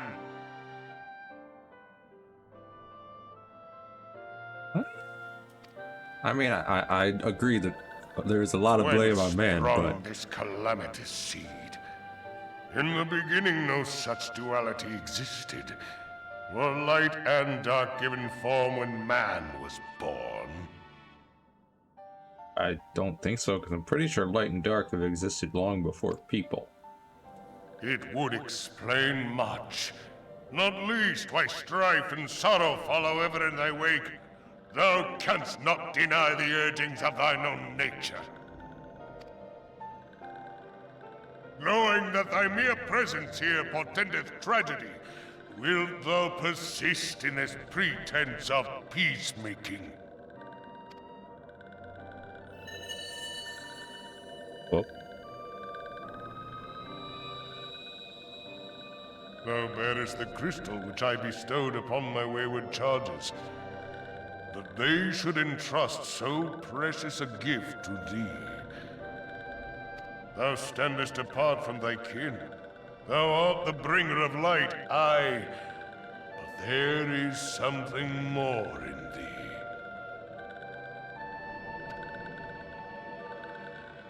Very well. I shall consider thy proposal. Shouldst thou survive my trial.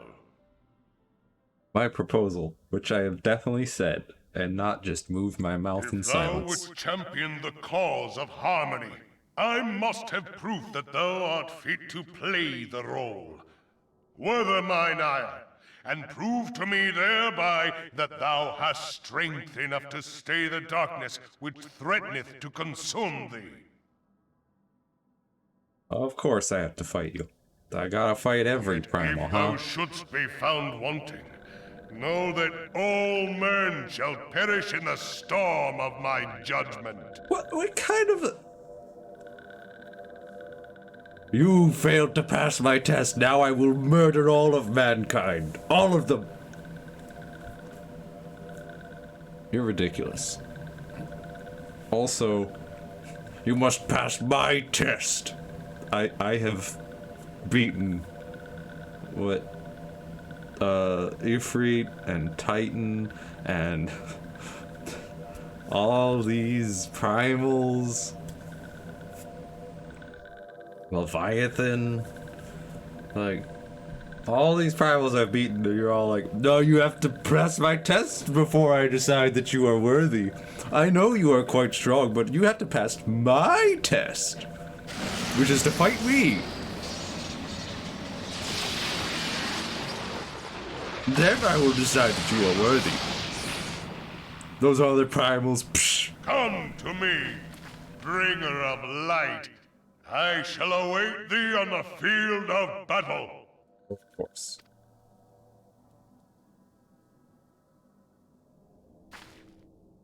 Urianger. It is rare indeed to find you so far from at home. Wait, is he Urianger or is he Urianger or Urianger or there have been like 3 different pronunciations of his name. Wait, oh, it's not him. The Lord of Levin Is it? himself. Oh no, it is. Never till this day had I looked upon his visage, save in painted renderings made faint by time. Ever shall this scene remain etched in my mind's eye. Oh, second one. Okay. Beg pardon, my lady.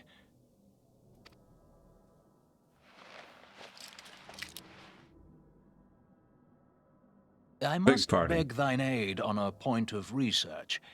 If thou art resolved to face Lord Ramuh, I would ask thy leave to observe the event. Beg pardon, let me remove these goggles to reveal my other goggles.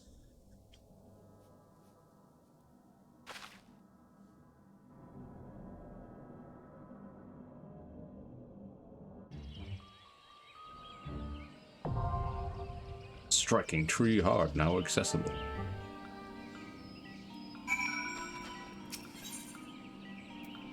Well then, I shall join. Looks like we may be waiting for upwards of 5 minutes.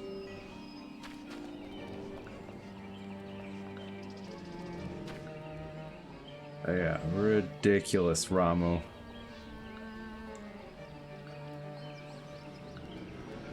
You must first pass my test to decide whether you are worthy. You must fight me. Yes, I know you have fought many primals. And you have won. And you fought the Ultima weapon and won. But you must fight me, though. Then I'll decide that you are worthy. Or I will destroy all of mankind, if I decide you're not worthy. So no pressure.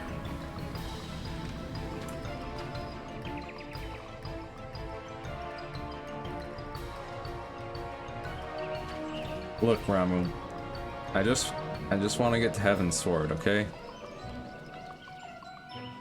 I have to go through all this tedium. Oh. Get out of here! Gotta go through all this tedium of doing little quest after little quest, getting tiny little rewards. No pressure at all, yo. A beautiful theme. Well, I will hope to hear it very soon.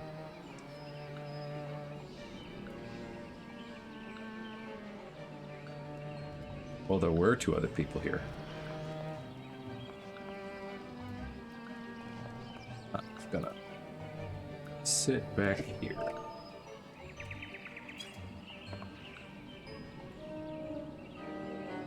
With my buffalo. Did you know that everybody has a water buffalo? Yours may be pink, and mine may be blue, but everybody's got a water buffalo.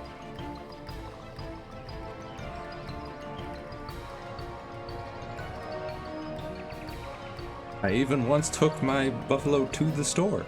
He got his head stuck in the door. Spilled some lima beans on the floor. Oh, everybody's got a water buffalo. Woo! Ah, time to fight Ramuh.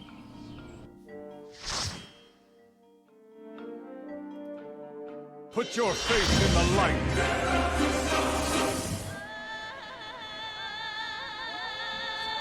Well, I like the theme already.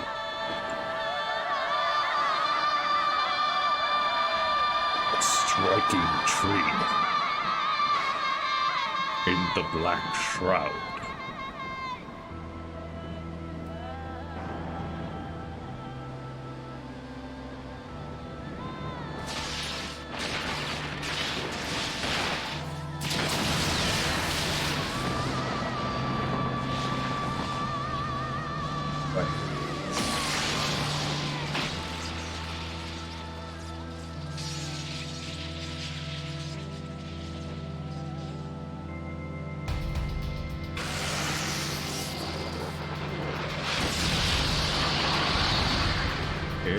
go.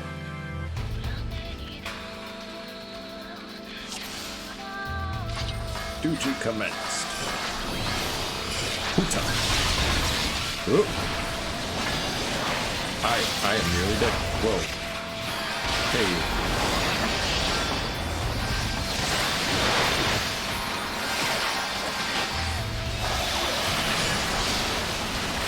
How do you like lightning, huh?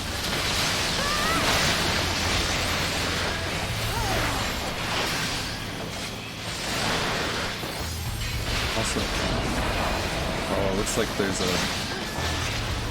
lightning mechanic. Gotta stay out of other people's range when the lightning strikes.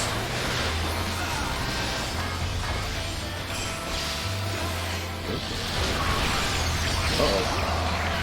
Uh-oh. I am stunned.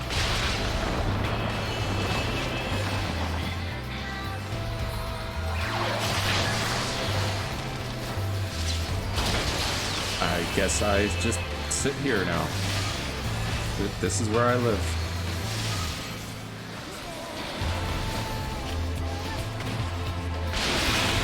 Ow. Alright, thank you.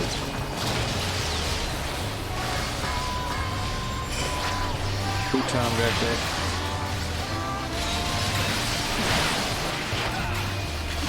Prove thy words are more than banter.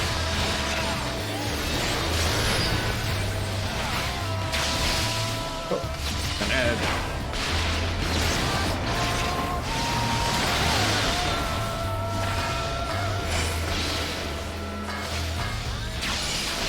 I shall strike you with lightning, Arbiter.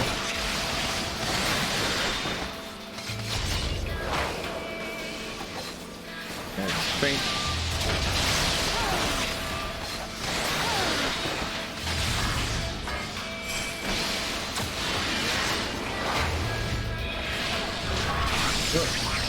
Okay. That wasn't nice.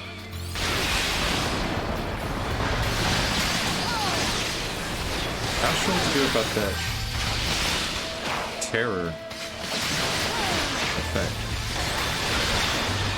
I thought maybe running into one of those balls of electricity would stop it, but nope.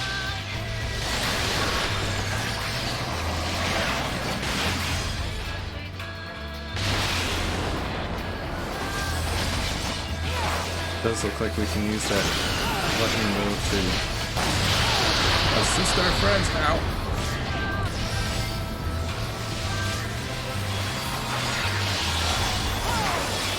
To get them out of terror. Yep.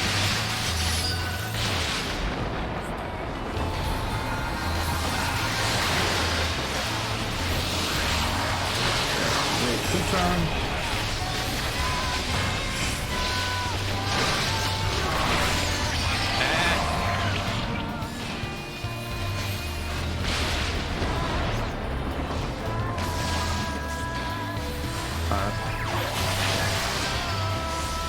Maybe I should have stood closer to him. Although I'm not sure how much his AoE would do to me.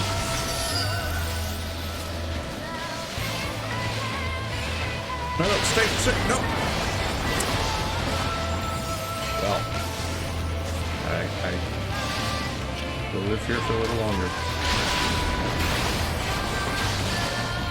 For much longer. Yes, there we go. Now I'm free! But I am also getting hurt a lot.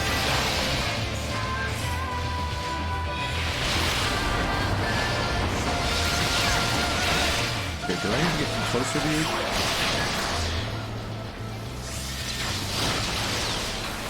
This is... I have been linked. I know not what to do. Ow, that hurt. Tried to heal myself, but I guess it just hurt me instead.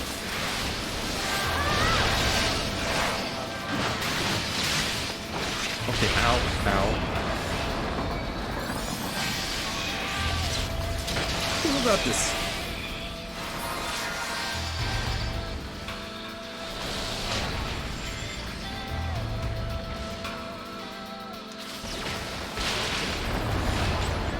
least I seem to be getting healed now, but...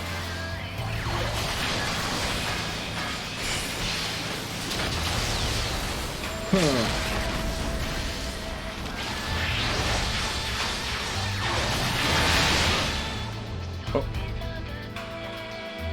Did we do it?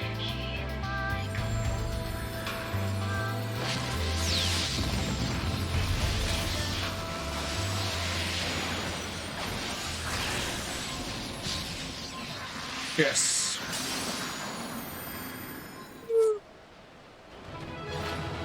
We did it.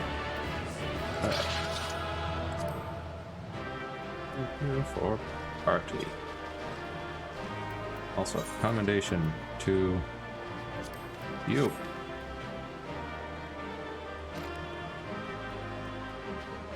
I guess we leave then. No drops. I have taken thy measure, bringer of light. Indeed.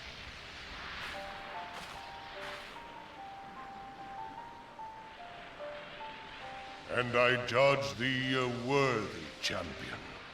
The task of excising the sin that hath taken root in man's heart is thine. Shrink not from employing thy strength in service to the forest and the wider realm beyond.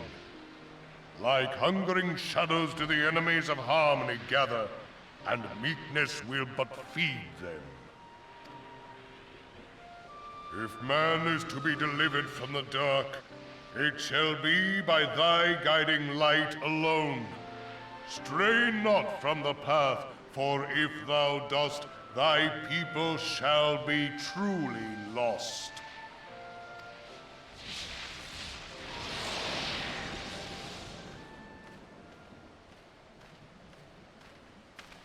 Thou hast slain the Lord of Levin.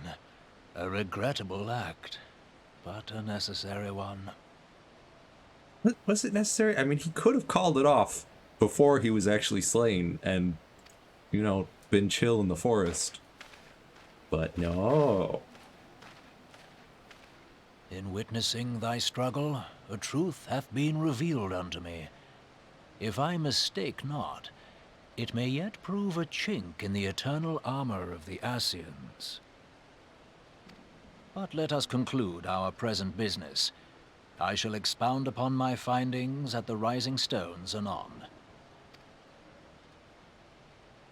Nodders.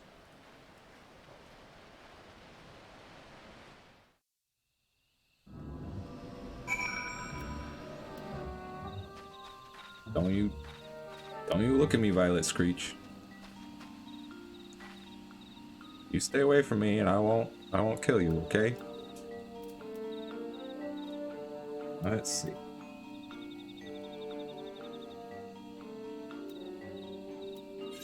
What? Alright, I guess we go back to Little Solace. Let me just summon my Magitek armor.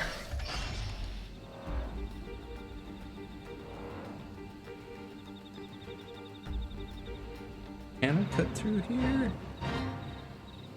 Yes, I think. Ah, gotta fly higher.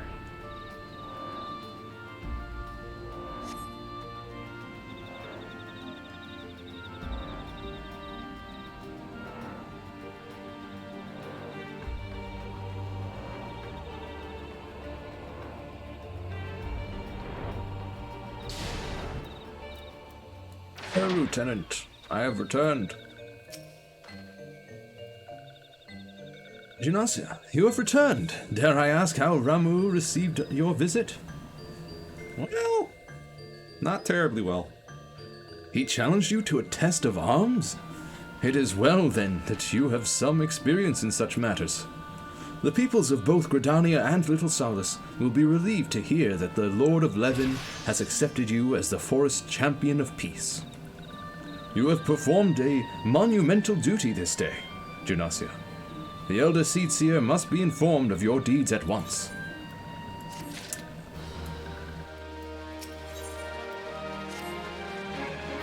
The Elder Seedseer will wish to hear of your experiences firsthand. Pray return to Gridania and make directly for the Lotus Stand. The Conjurer at Nofika's altar will be expecting you. Fare you well, Genossia.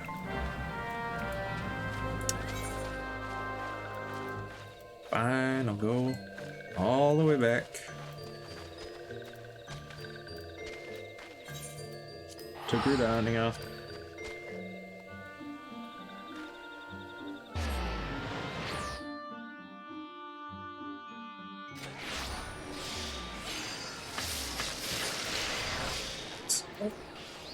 What base rate is that?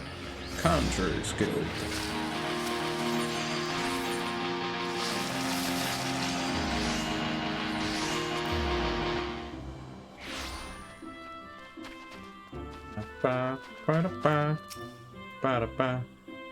Welcome back, honored sire. We who knew of your mission have been most anxious to see you return. The Elder Seedseer awaits you within.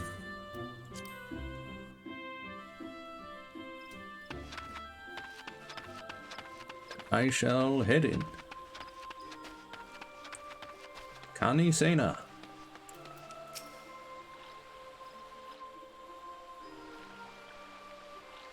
You are returned to us, dear friend, and none the worse for bearing the heavy burden which I did press upon you.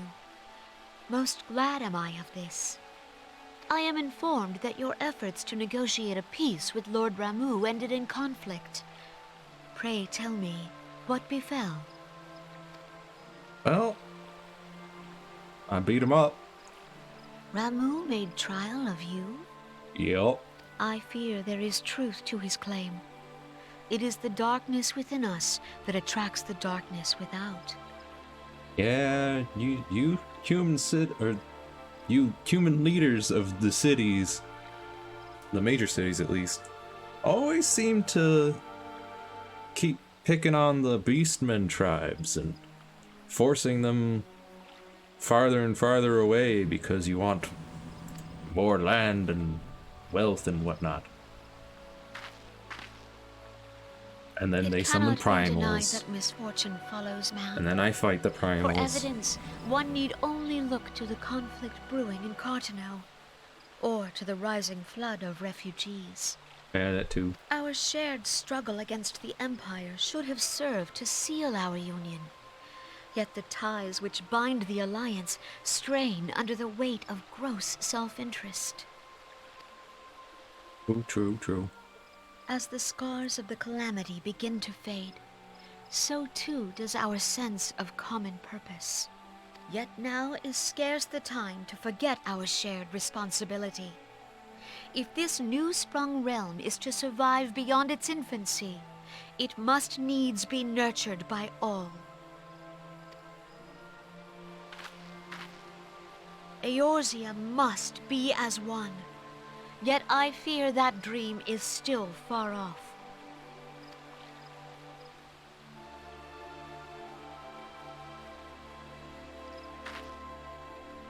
On behalf of the people of Gridania and the elementals both, I thank you for all that you and your fellow scions have done. You're welcome. Full oft have I been compelled to look to you for aid of late, and offered all too little in return. As leader of this nation, I shall endeavor to prove a more worthy ally to your cause henceforth.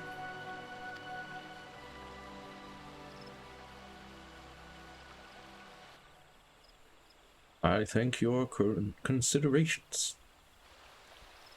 Lord Ramuh has departed, yet the keening of this ill wind grows no less insistent. Voices of the forest, pray speak, and I shall listen. What unseen evil begets this unease in my heart?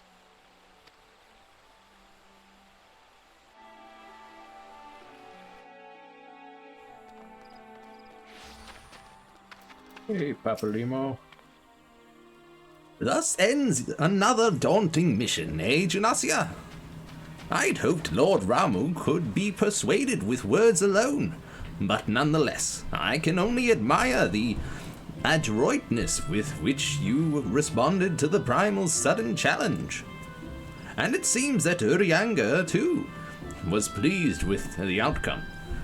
What say you, Genasia? Shall we gather back at the Rising Stones and ponder the lessons of the day? I guess so. To Reverend's Toll and the Rising Stones.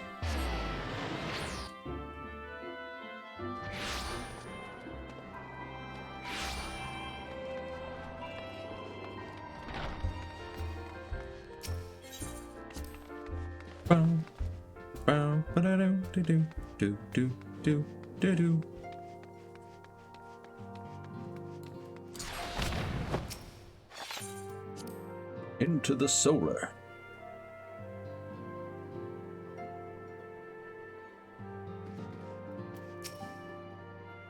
Welcome back, Genasia. Word of your momentous encounter with Lord Ramuh precedes you.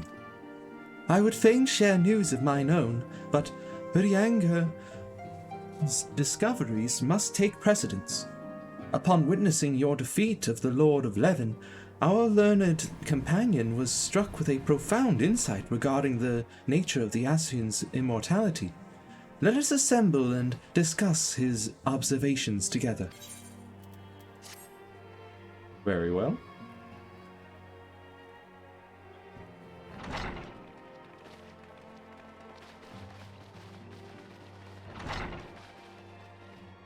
If everyone is ready, let us begin. Urianger, the floor is yours. Oh, now it's Urianger.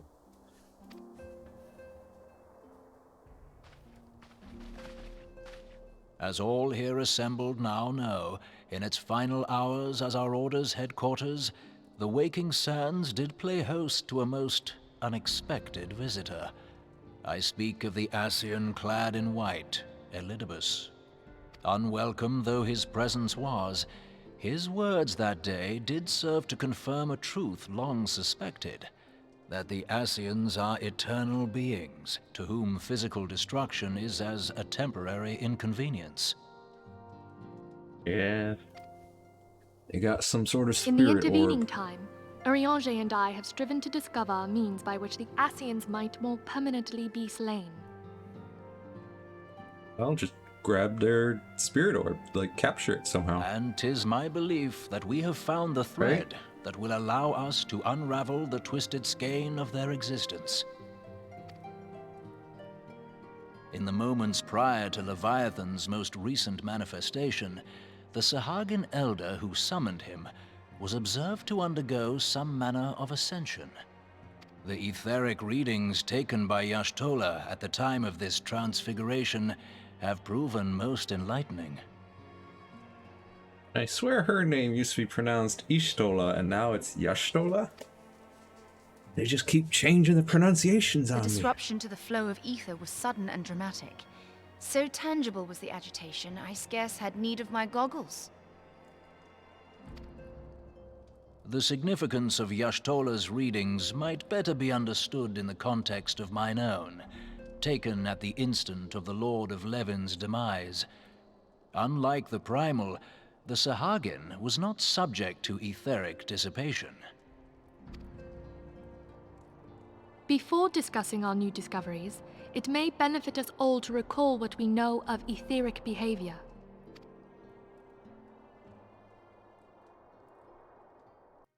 Is it clip show time? Let us begin at what some might call the end. When we who dwell in the material realm die, our spirits dissolve into the flow of ether and are returned to the ethereal realm. In turn, the restless energy which suffuses that plane streams back into our world, giving rise to new life. 'Tis as the heavens did decree, the way of all mortal souls. The well of souls that just keeps Twixt this recycling. world and the next do the ethereal currents swirl, bearing the very essence of life. Thus doth the cycle of birth, death, and rebirth continue unabated. Primals behave somewhat differently. In order to manifest and then maintain a physical presence in this realm, they must consume vast quantities of ether, most often in the form of crystals. Though they may seem to live, their flesh is but ether given shape. They pronounce a word spelled like aether as ether. And I was pretty sure that there's an item in Final Fantasy called ether that is EITHER. That's like a MP restoring item. Or maybe that's only in Pokemon. Thus, a defeated primal leaves behind Although no I think broken that's corpse. ETHER. Rather, the essence of its form seeps back into the land whence it came, and the energy of its shattered spirit is called back to the ethereal realm.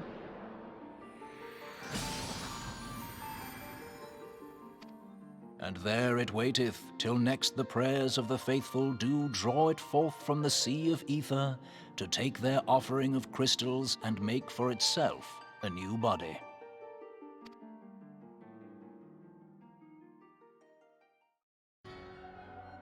Which brings us on to the third group, the so-called Immortals. They exist in a manner all their own. Quite. Even as the Sahagin Elder fell to the Admiral's musket shot, I witnessed the release of an ethereal cloud, which immediately took possession of a nearby minion. I too witnessed this, yes. A soul that dissipateth not upon the death of the flesh. The secret of life everlasting, and in the claws of a Sahagin no less.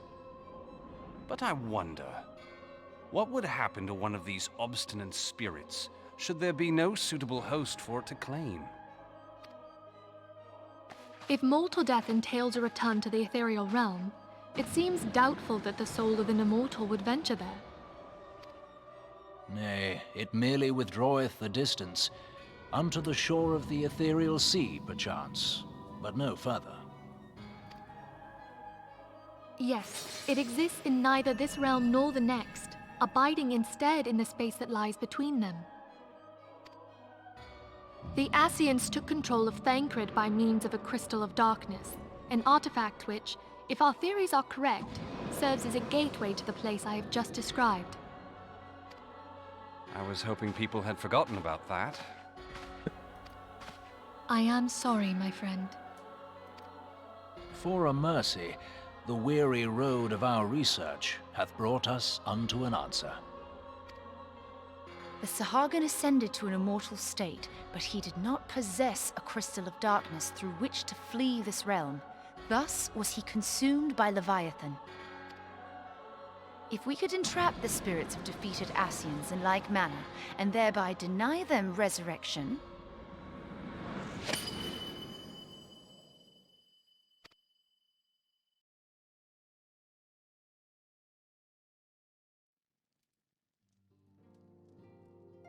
Therein lieth the path to victory. Thou art most perceptive, my lady. Only when we have trapped the bodiless soul within an ethereal prison can we hope to defeat its unnatural constancy. Thus might even an eternal paragon be consigned to oblivion. Ethereal prison. These feats are, of course, far easier said than done. At present, we lack a viable means to entrap and extinguish an Ascian soul. Sounds like we need a thermos to capture these ghosts. Yet, I believe it to be possible. The pieces of the puzzle lie before us. We have but to put them together. Gotta stop all these Ascians that are coming through. I'm here to fight for me and you. I will depart at once to convene with the sages of Sharlayan. Together shall we divine the steps by which our goals may be achieved. I have the utmost faith in you, Archon.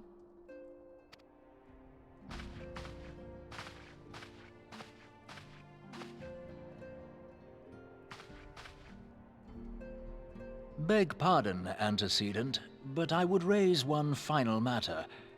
Even now, a Sharlayan survey party seeketh to ascertain the fate of the students of Baldessian. Their findings shall soon be known to us. Though you harbor feelings of dread, I bid you surrender not to sorrow, but abide instead in hopeful prayer. I shall, Archon. Thank you. Now, speaking of those, students or scholars of Baldessian, I've met 3 people who claim to be as such. Oh, hello, Organization 13. How's it going?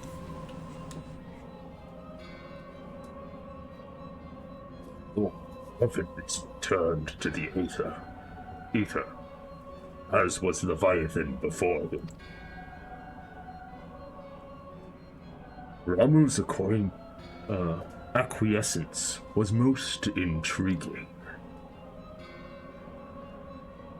Inferno, Vortex, Crag, Whirl, and Levin all have now been humbled by the Bringer of Light. The limitless potential of man, Hydaelyn's servant, grows mightier by the day. Yet she prospers at great cost to her mistress, whose strength is all too finite. 7 times have the masses survived the rejoining, but their souls are grown weak and wan. Yet even as it enervates, the ardor empowers our master. All that remains is to nurture the strength of the gifted, to forge the final key.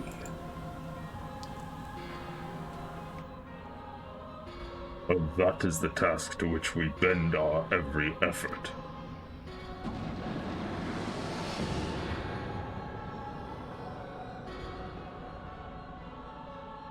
Divine seeds were ever wont to quicken in Eorzea's fertile soil. We need only lead men to the field, and by their eager hands shall a new deity arise. That which is shattered shall be made anew, and the one true God shall come again.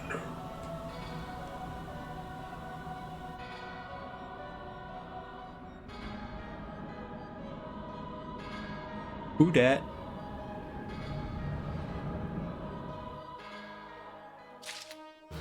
Oh, but of course. How could I be such a fool? The one true God, Kingdom Hearts. It is he that they are trying to summon, clearly. Has some correspondence she wishes to share with you.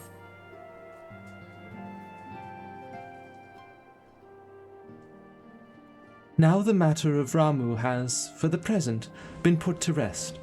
There is something I would show you, Genossia.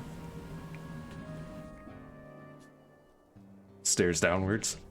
It is a letter of thanks, signed by the leaders of Eorzean Alliance, acknowledging the Scion's tireless service to the realm.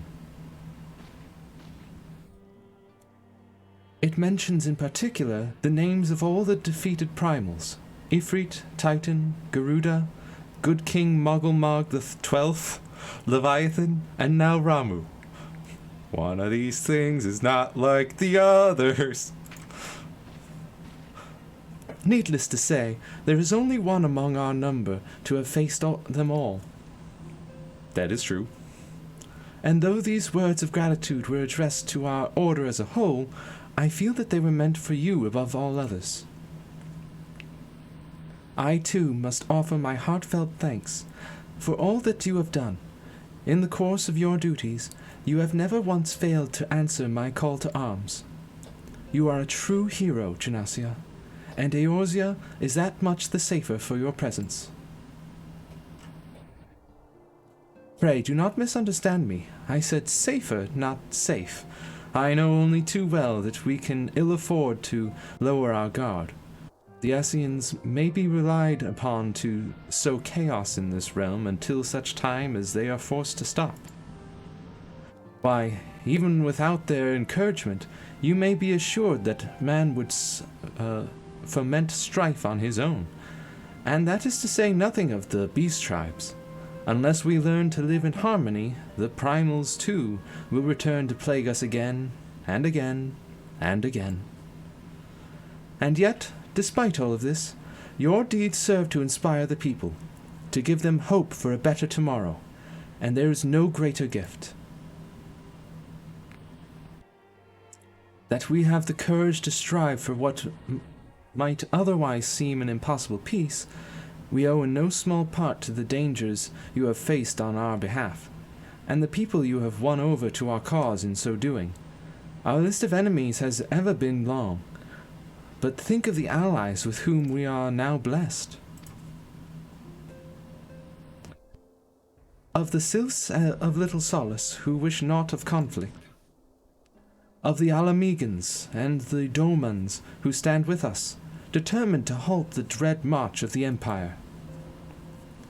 And then there is Sid and the Fellowship of Noah, racing to unlock the mysteries of ancient Alleg, that we might be spared the horror of another Ultima weapon.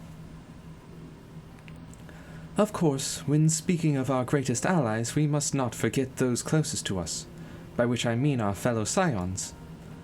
Thanks to their many and varied talents, our order is uniquely equipped to combat the far-reaching corruption of the Ascians, and combat it we shall. Your enthusiasm is truly heartwarming, and I hate it when they don't tell me who's talking. I don't know what voice to use. Given our embarrassing wealth of allies, I trust it will not inconvenience you unduly if I absent myself for a time. Alphinaud, sure. Alphinaud, I take it the troubles of Uldar no longer require your attention? There are yet some rumblings of discontent, but the air of simmering violence is largely dissipated. 'Tis to report such that I stand before you now. That, and to speak with you concerning the new organization we discussed. Ah, I have a message for you from Elle. You recall the refugee girl? The one whose parents were missing? They were found unharmed. She wished me to pass on her thanks to you. Why, Alphinaud, am I to understand that you made the effort to remember the poor girl's name? I look forward to reading all about her in your report. I do hope you left nothing out.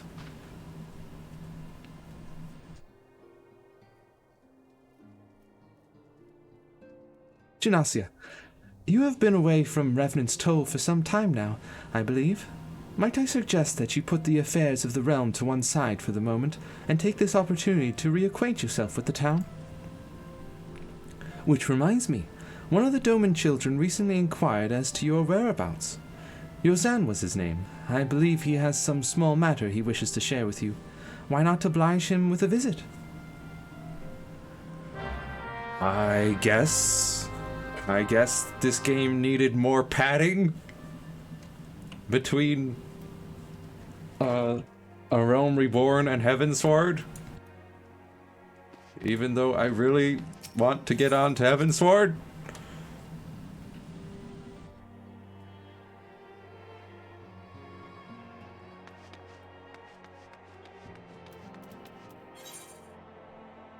Oh, you're here. Hello, small child. Ah, you're the children that I had to play hide and seek with in order to get you to come back to the caravan so we could head here. Look, it's Miss Genasia. She's back from her adventures. We heard you were off fighting primals, and that they're some of the strongest enemies you could ever face. I wish I could have seen you in battle. Anyway, we will want to be heroes too.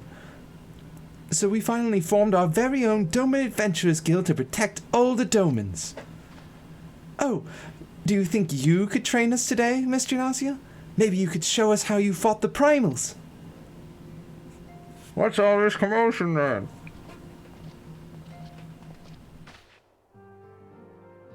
Mr. Boulder and Mr. Coltonet, did you know that Miss Genasia is back? So it would seem. Welcome home, Genasia. My companion and I but recently became full members of the Scions, and I believe proper introductions have yet to be made. I am known as Ori Bold. Wait. Are you Ori Boulder? Or is he? Because he just curtsied. But I could have sworn you were talking. Okay, you were introducing him, that's why he was... Okay. I am known as Ori Boulder, and this bookish fellow is Coltonet. Though we remain largely unproven as adventurers, we have taken it upon ourselves to instruct the Doman younglings in the arts of combat. I told you, Mr. Boulder. We are not younglings anymore. We are adventurers. Okay, small child. You're like, what, 12? And we were just asking Miss Genasia if she could give us some special training. I think we're ready to hunt monsters alongside her, don't you? Well, you've certainly been diligent with your drills, but I'm afraid the fiends of Mordona are still ever so slightly too dangerous for you. I have a counter-proposal. What if I were to cross swords with Genasia? A demonstration of skill at arms, if you will. Ori, if I didn't know you better, and I do, I'd say you were merely seeking to test yourself against a legend. Ha ha ha ha! Well, mayhaps I am. But what matters the motive when the children stand to learn so much from the lesson? What say you, Genasia? Would you consent to spar with me? Nodders. My response to just about everything. Hurrah! We're to have a tournament! Come on, everyone. We must prepare our gear for an outing.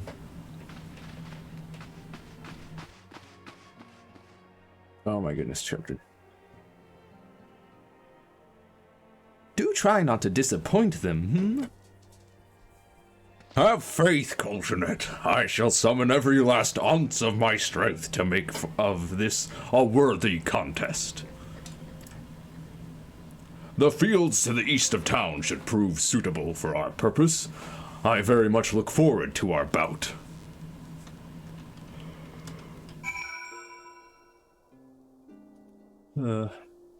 Also, children,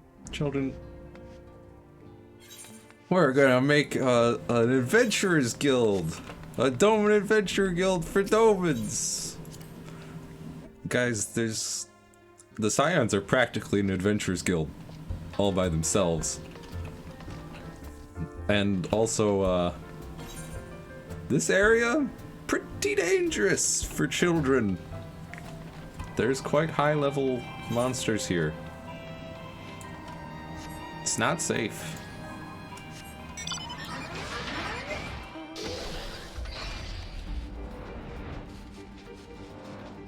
I mean, just look at the gloom surrounding this town.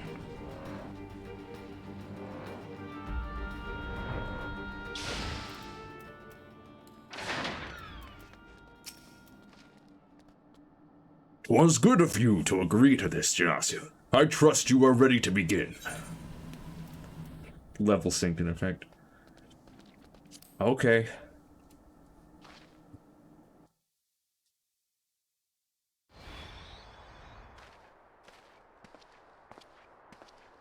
Very well. Let us not keep the younglings waiting any longer. Ori, are you certain you wish to fight her alone? That is Genasia you face. What better way to test my mettle? Pray allow me to attempt the first round unaided. After all, 'twas the hero's legend that led me to join the Scions to begin with. Without Genasia to inspire my efforts, I would not be half the warrior I am today. Your point is well made. But remember, this is for the children's sake as well as your own.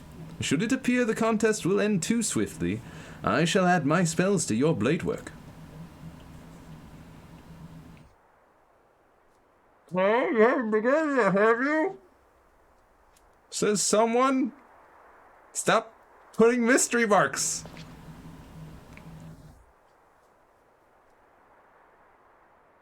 Yuda?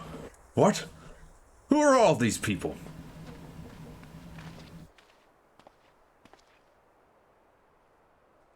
When I heard about your sparring match, I told everyone I could find. Thought you could use a crowd to cheer you on.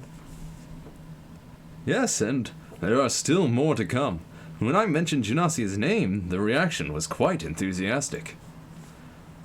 Why, my own popularity seems but a sickly shade in comparison.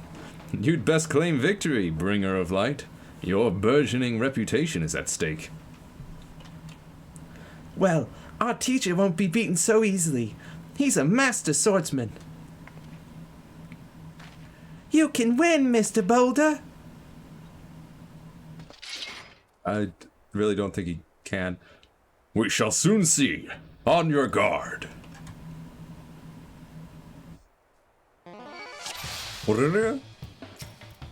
Hey, I'm just gonna... Whoops. Great, I messed it up. Look what you made me do. You made me put a bunny on my head. Now I look like a fool in front of the children.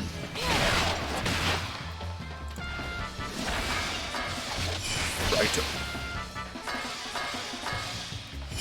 Huta. Oh. You're already done? Mr. Boulder won't lose, will you? It's not over yet. It can't be. What? I, the children, have the right of it. 'Tis time I joined the fray. On your feet, Ore! I mean, he went down quite quick. I was surprised.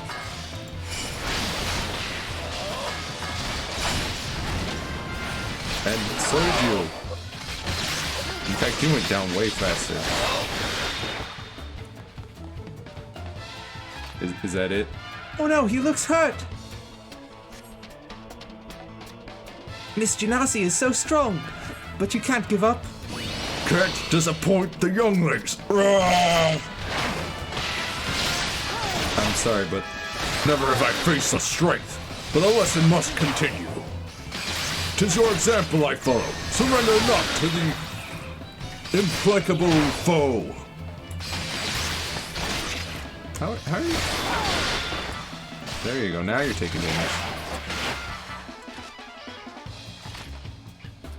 Honestly.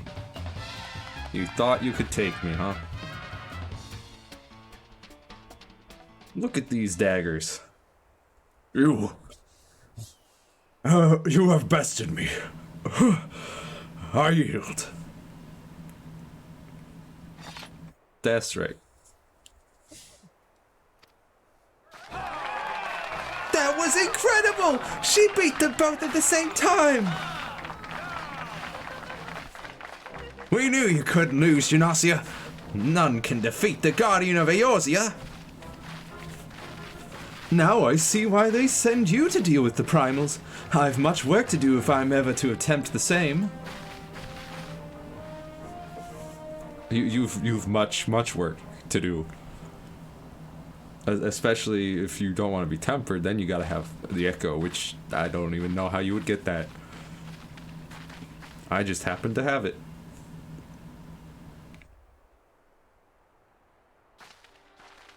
Impressive as always, Genasia. 'Tis ever a pleasure to witness the spectacle of your martial prowess. And judging by the smiles on these many faces, they too appreciate the hard-won strength that keeps the perils of the realm at bay.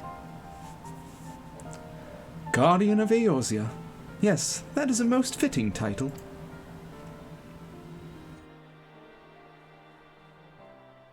Do you recall when first we met? 'Twas at the memorial service for the Battle of Carteneau. At the time, I was yet attempting to understand this land of Eorzea. I sought to grasp the reason why Grandfather willingly sacrificed himself to protect it. I shall speak plainly. My initial impressions were less than favorable. Dire problems abounded, and yet the effort I saw expended towards their solution was haphazard and half-hearted. I thought Eorzeans a foolish and childish people. Considering the shambles their home was in, I would not have been surprised if some had chosen to swear allegiance to Gaius and the order he proposed to enforce. The Legatus's single-minded military invasion precluded any such switching of loyalties, of course. Were it not for a desire to continue Grandfather's legacy, I would have abandoned the realm to its fate long ago. The threats were too many, the nations too self-involved and unstable.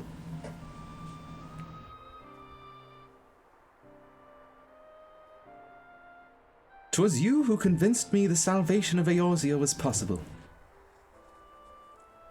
'Twas you who taught me, through countless acts of bravery, that what my grandsire sought to preserve was not the land, nor its history, nor any single nation.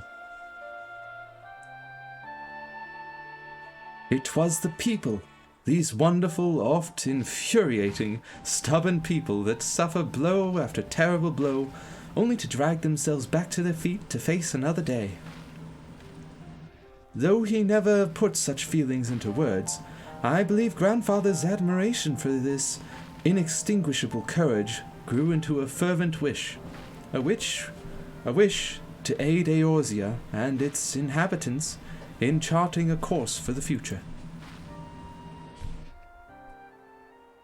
A wish that has now become my own. I too will endeavor to take up the mantle of Guardian of Eorzea, and champion these people who toil towards a better world. Our cause, however, is not a simple one. The troubles that plague us are of a scale that cannot be solved by the Scions of the Seventh Dawn alone. No, what is needed to tackle the root of the primal threat, and effectively counter the schemes of the Ascians, is a new expanded organization that operates beyond the limitations of nations and borders. Isn't that what the Scions do? An organization that operates beyond the limitations of nations and borders and helps all of the nations to fight the primals and all that?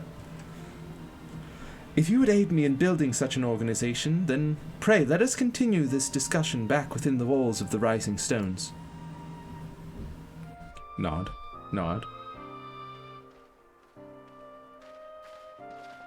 Could it perhaps be a organization maybe called Heavensward? Could you perhaps maybe help me get into the DLC? Please?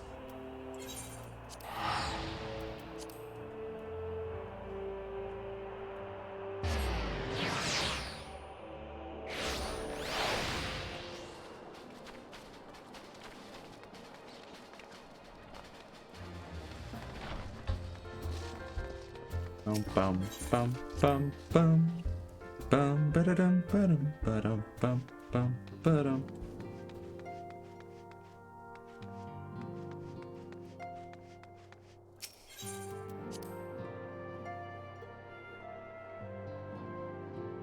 Also, seriously, Alphanod, what you're talking about is literally just a larger Scions of the Seventh Dawn. At least in the way that you described it. Thank you for coming, Genasia. The world shifts and alters, and we, my friend, must ever be one step ahead of the chaos. What I propose is the formation of a new organization, a group that shall pave the way for a truly united Eorzea. Skill speed. I'll take that one. A truly united Eorzea, he says.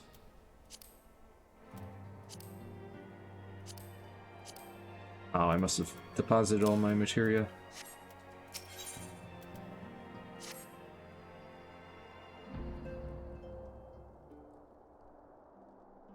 pray forgive me if I tread over old ground, but I would first speak of the grand plan. Since the advent of the Seventh Astral Era, the leaders of the three nations have been deliberating over an accord that seeks to bring the disparate forces of Eorzea together into a single entity.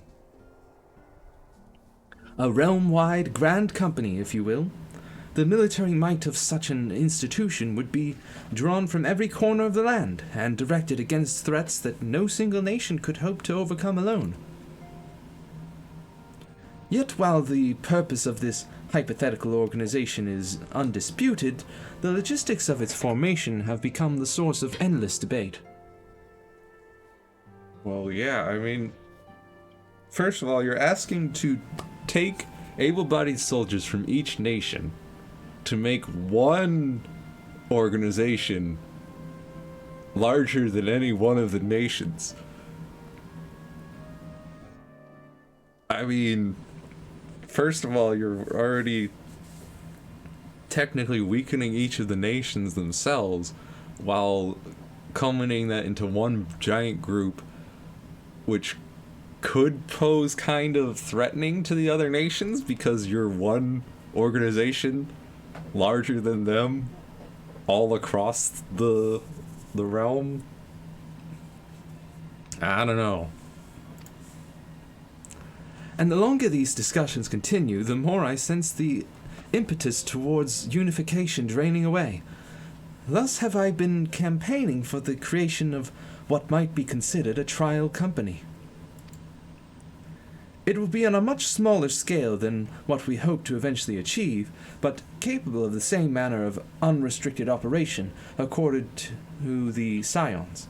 'Tis my hope that the successful utilization of such a force will lend momentum to the lagging deliberations. I still don't understand, Alphinaud. We have the Scions, which is a group that doesn't pertain to any one nation or border, and we go between the nations and we help them out here and there. It really sounds like you're just talking about a larger Scions. Also, being a primarily military outfit, I mean to assuage fears of its misuse by placing the fledgling organization under the authority of the Antecedent. You're literally just creating a military branch of the Scions, Alphinaud. Because it would still be under the authority of the Antecedent.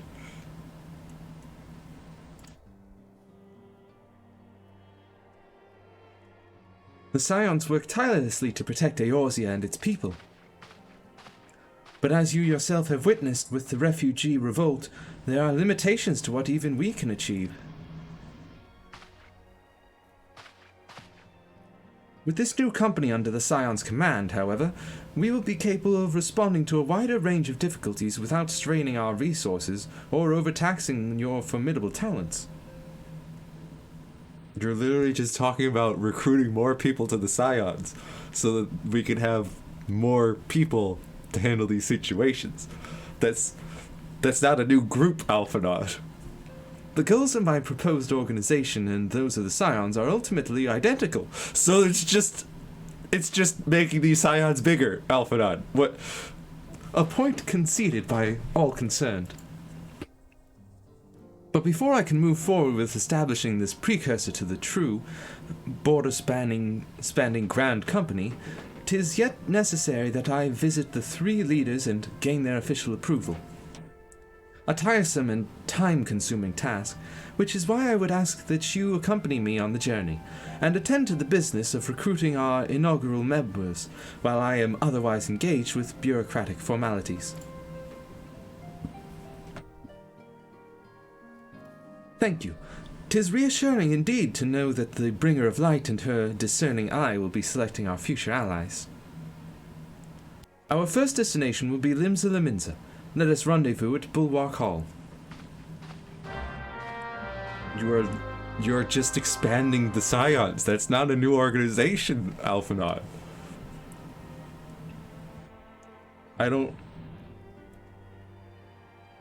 Alphinaud, I don't think you understand what new organization means.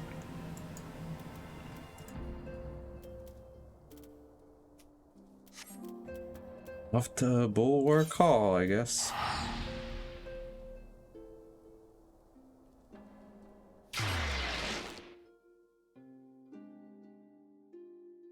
I really don't get it.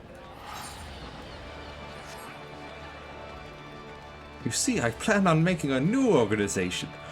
It'll expand and cover all nations and borders and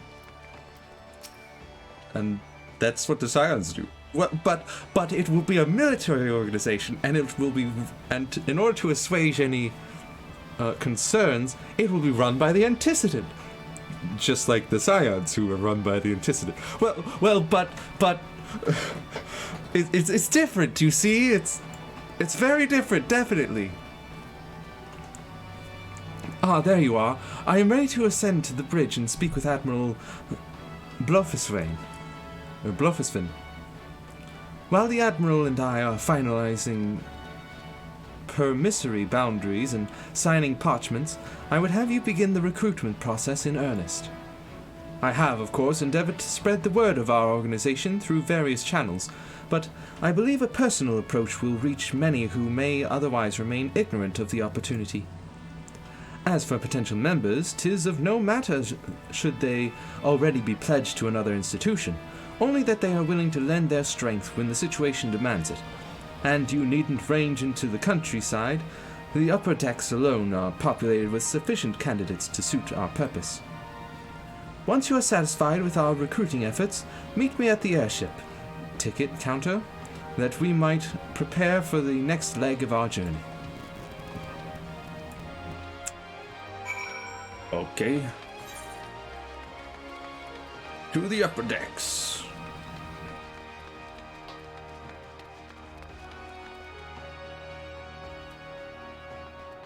To recruit or scout for 5 potential recruits.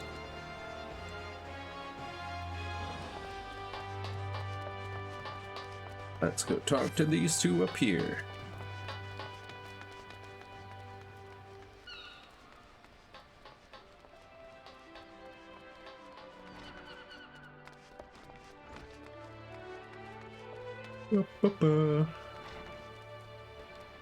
Ah, hello, Carvaline. An organization with the freedom to operate with territorial impunity? I must say your proposal intrigues me. But the Krakens well know that there is a time to act and a time to watch, and I'm afraid this trial company of yours falls into the latter category. Very well. I mean, honestly, this trial company just sounds like the Scions, but bigger. And also more military. Hey, Raynor.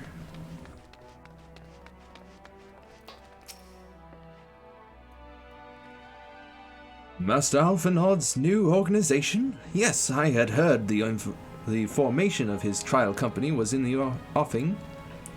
'Tis with regret, however, that I must decline your invitation. As commander of the Yellow Jackets, the protection of Limsa Lominsa must needs receive my full attention. Another decline. Let's see. Looks like the aft castle would be the closest.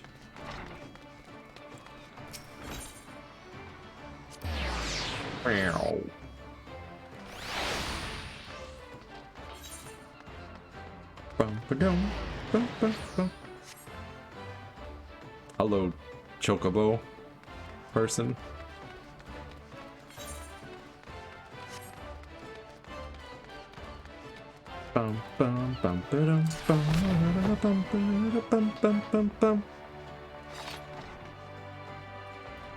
Hey, Roswin. Eh? Who in the bloody do you think you're talking to, Drylander? I'm a pirate, not some sodden knight in shining plate. If you're looking for a self-righteous fop, try knocking on that dandy Carvalane's door. I already talked to him. Hey, Alphanod. It looks like your trial company is kind of falling apart before it's even formed.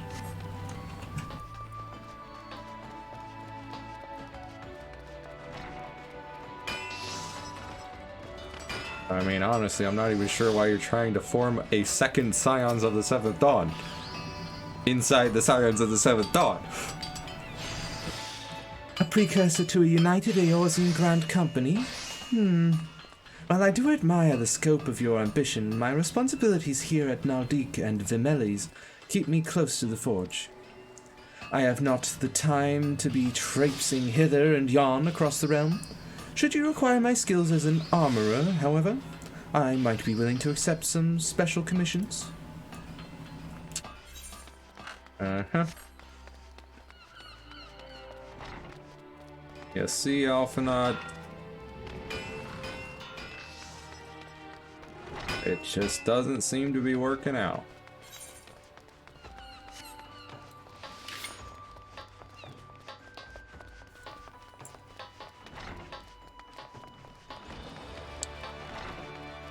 The Hjalline.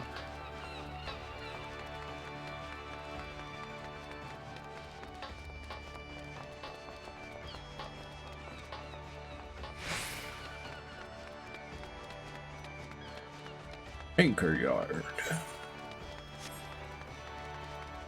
Hello, Riol.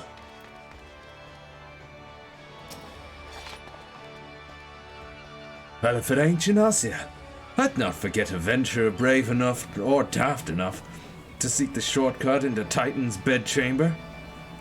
You remember old Riol, don't you? Formerly of the Company of Heroes.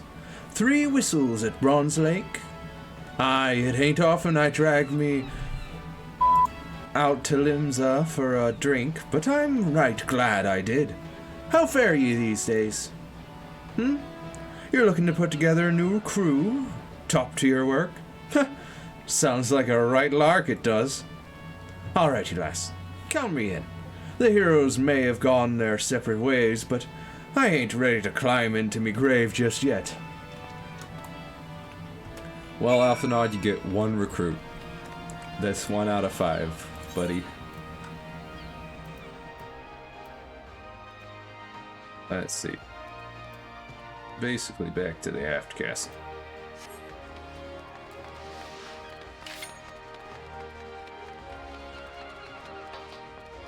Ba ba da ba ba ba ba da ba ba.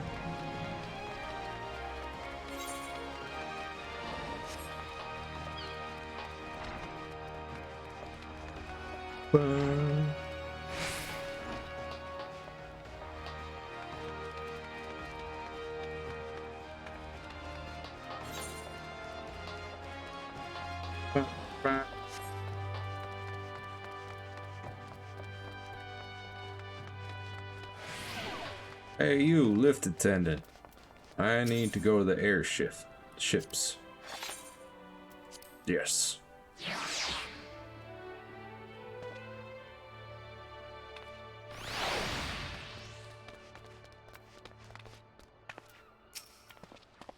You get 1.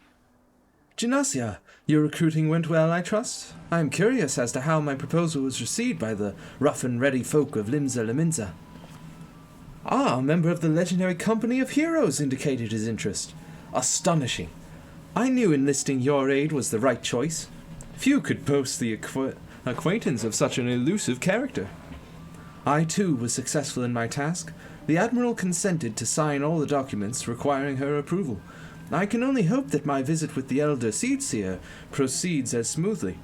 Pray, continue on to Gridania at your own pace. I shall await your arrival at Nofika's altar. Yeah, I'm just... instead of taking an airship, I'm just gonna... teleport. It'll take like 5 seconds.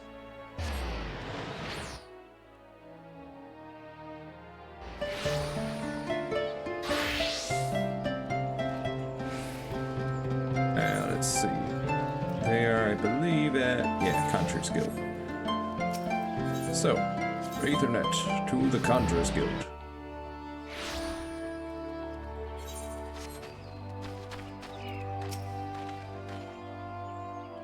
My audience with the Elder Seedseer is due to commence momentarily.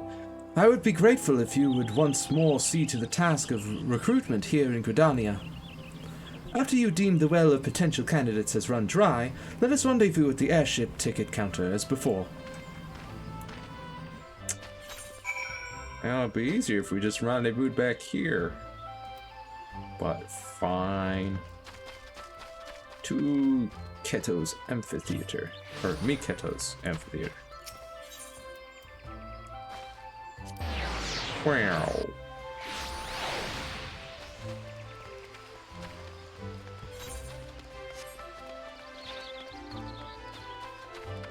Hello, Laurentius. Oh gods, can it truly be you? By what fickle fortune must the first face I see upon my release be yours? Eh? Could it be that you don't remember me? It is I, Laurentius, the man whose crimes you exposed. I was a whaler and a regular patron at Buscarans. Who? Laurentius! I was selling maps and supplies to the Gallians before you and those red-bellied poachers mopped the forest floor with my erstwhile employers. Here now, just how many criminals have you dealt with that my ignominious tale ignites not the slightest flicker of recognition? Huh. The less said of my past, the better, I suppose. And what of you, adventurer? What business brings you to this part of Gridania? Oh, never mind. I'm not going to recruit you because you're a criminal. Okay? Recruiting, eh? And what is your policy on reformed convicts? You're not getting in. As matters stand, the wood whalers will have naught more to do with me. This may be just the second chance I was looking for. Revenant's toll, you say? No, stop, no. I shall leave at once. You shall not regret this, I promise you. I am a changed man. You better be.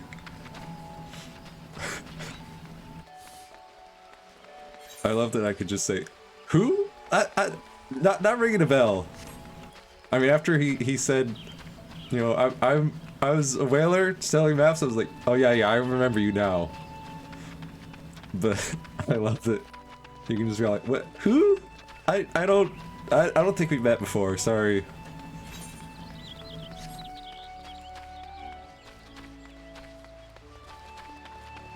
Alian. Grandfather, you must call it a day. Let us return to the guild and rest ere your tormented back gives up on you for good. I'm terribly sorry, we were just... Oh, Genasia, isn't it? It has been some time since our paths crossed outside of Copperbell Mines. Why, you were barely more than a novice adventurer then. But look how far you've come. Mother Muan tells me 'twas you who felled the fearsome Black Wolf. And now you seek stout-hearted souls to fill the ranks of a new order? Well, your cause is undoubtedly just, and my old companion here would be much relieved to see me in good hands. Yes, I'll do it. This is the very thing I've spent my entire adventuring career working towards. I shall join your company just as soon as I've seen Isildur safely home. Well, we're having much more luck here in Gridania. Back in Limsa, everyone was like, huh? New order? Nah, ain't got time. Goodbye. Get out of here. But Gridania is just like, I remember you. I'd love to join your new order. You would offer this old man a place in your company of champions? I am both puzzled and honored by your invitation. Pray forgive me, young mistress, but I cannot accept. I have sworn to abide here for whatever scant years remain to me, and bear responsibility for the evils my lady has wrought upon this land. Yeah, you kept sending people to your lady to be sacrificed for her youth. You're not welcome anyway. I don't even know why you were an option. I mean, I get that you want to do better and be a better person, but well, you have some swagger, Sir Christmas.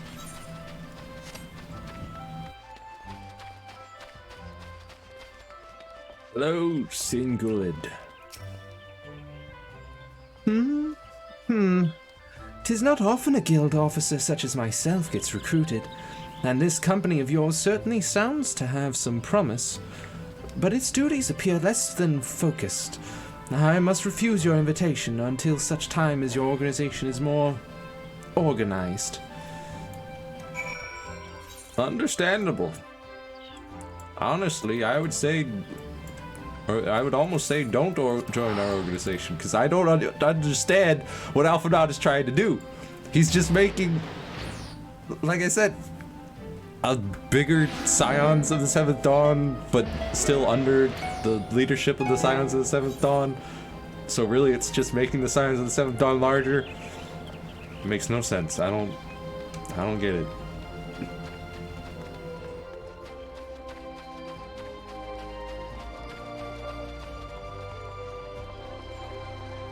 These sound like shady business practices, Alphanod.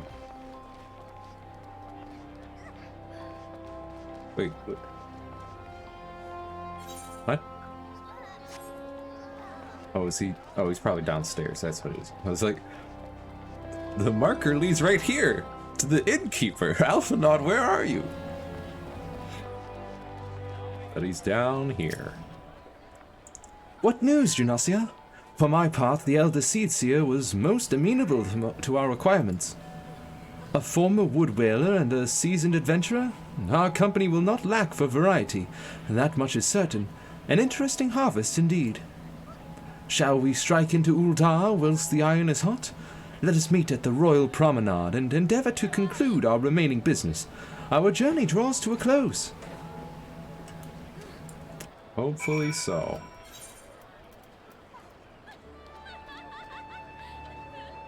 Yeah. Uldar, the steps of Nald.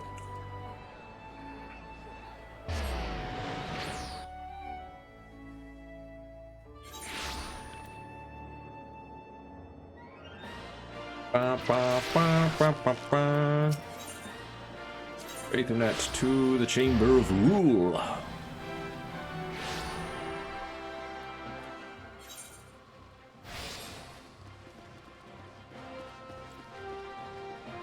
Alphanod, my good friend.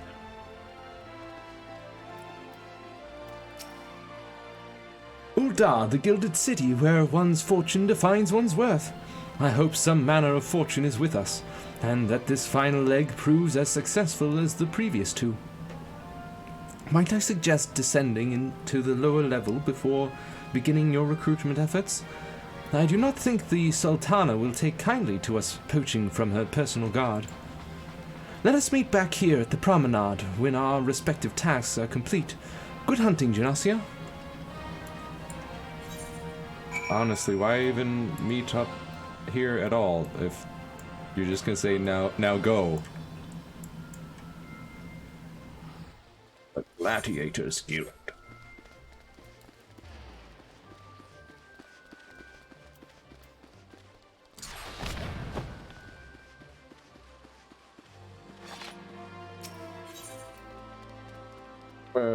Gladiators Guild. You are our first potential recruit. Wilred.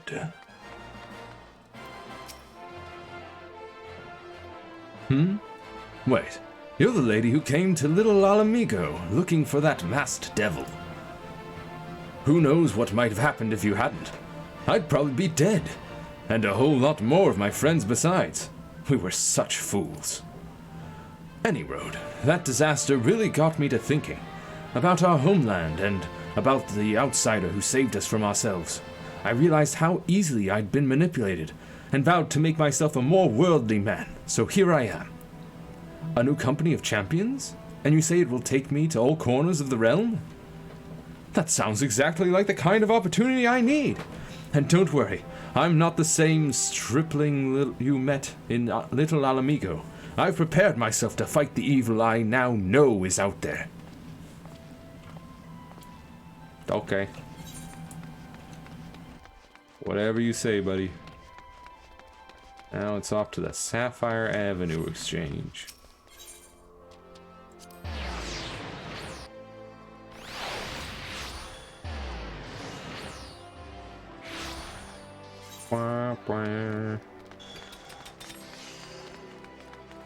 Hello, Synthgoths, who is a merchant. A company that looks to cure the ills of the realm entire. Listen, friend, I can scarce bear the complaints of the next stall over, let alone the conundrums of the neighboring nation. Honestly, why was he a potential recruit? He's just a merchant at a stall in town.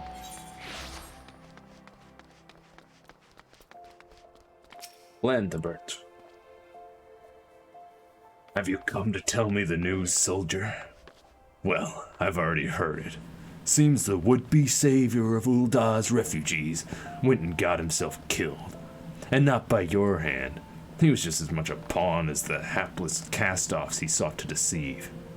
Eh? That's not why you're here? Aye. You'd be surprised what rumors drift down to Pearl Lane. I know of this glorious new company of yours, and just how far I'd go to avoid getting involved with it. Whispers on the street say your organization is funded by corrupt coin, by syndicate money. If you think you're recruiting for a just cause, then you're a bigger fool than I took you for. Right.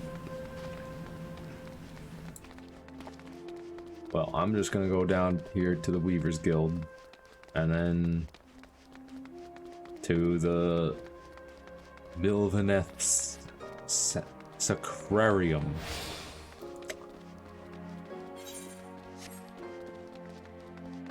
Because apparently we're gonna try and recruit a Weaver to the army. I'm sorry, you wish to recruit me? Is this some new-fashioned manner of propositioning a lady? Well, I'm afraid you are wasting your time. This lady is already spoken for. Good day to you, miss. Why was she a potential recruit? Alfinard. Alfinard.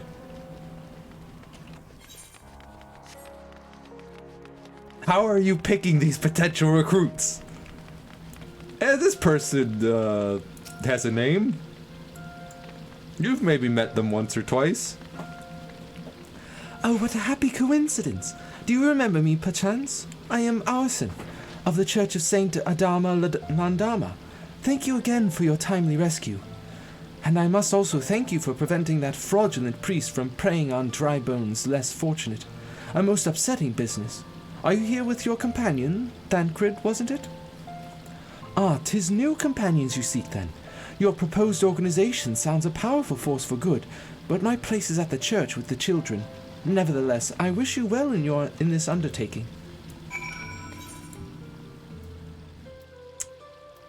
Well, back to the Chamber of Rule. You have a watermelon? I want a watermelon. I want a watermelon to follow me around. That sounds wonderful.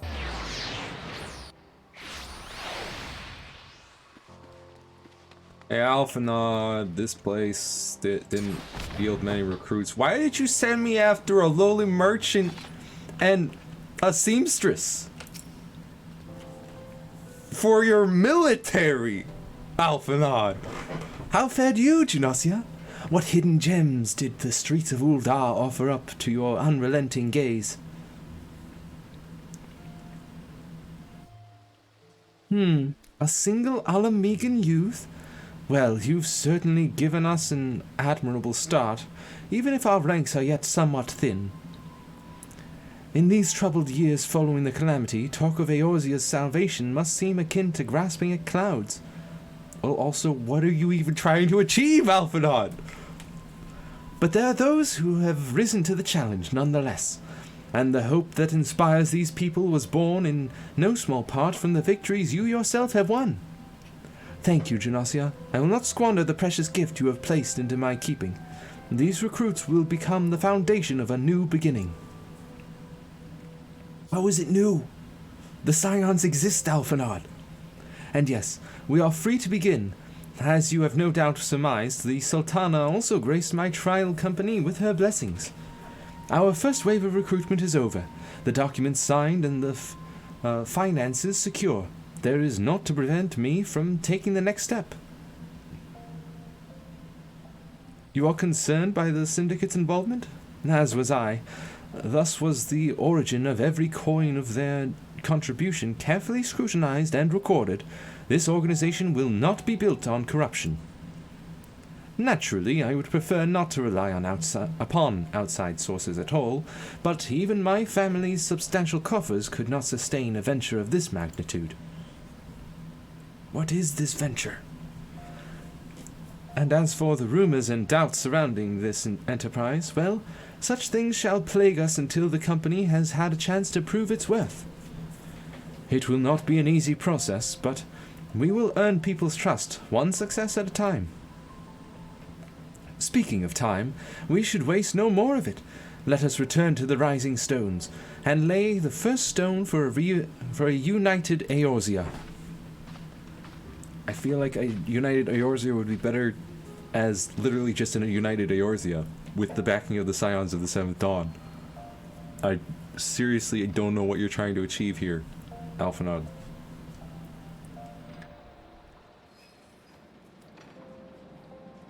It will be a military without borders or nation.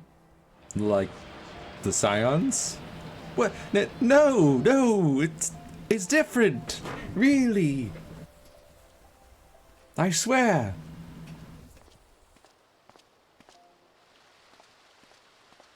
So who's running it? The Antecedent, of course, to not make anybody concerned. Tell So me, it's General, being run by the Scions. what think you of Alphino's bold endeavor? I think it's ridiculous. I think it is more than bold, Your Grace. His organization would pave the way for a united Eorzea. How? Well do I understand his impatience, since facing the common threat of the Ultima weapon, our nations have seemed farther apart, not closer together. Considering the many problems we face, should we not be glad that someone else is taking the initiative? I don't see how it's going to change anything. We have all pledged our cooperation, yet the grumbling continues behind closed doors. Ul'dah is not alone in her duplicity. Seriously. The Scions are a group of people from all across the realm who help all nations and is not beholden to any one nation. And yet the nations are still not united. So how is making another organization that doesn't care about borders and helps all nations going to change anything? I myself have doubts as to the good this organization will achieve. Same. With the inclusion of the finest soldiers of the 3 grand companies, it promises to be a fearsome military body. But whom will it serve? Even under the watchful gaze of the Scions, it is not unthinkable that such a force could perpetrate a great wrong. Yeah, that's true. And also, why take away the greatest soldiers of each grand company and put them into this separate organization? I don't... Does it not concern you that a significant proportion of its financial backing came from the coffers of the Syndicate? That those unprincipled worms might forge this extraordinary gathering of warriors into a private army? I have trust in the Scions, Your Grace. They have spared us no end of trouble at the hands of the Primals.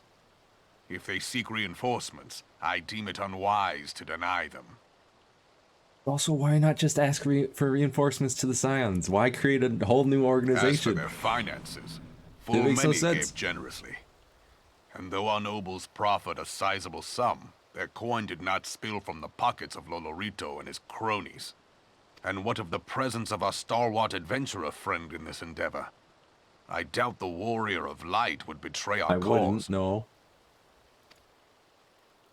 But I'm beginning to question Alphinaud and his Yes, sanity. there is that, I suppose.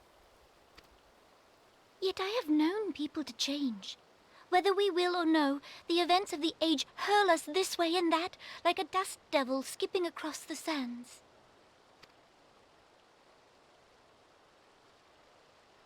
Cannot be done about Telechi?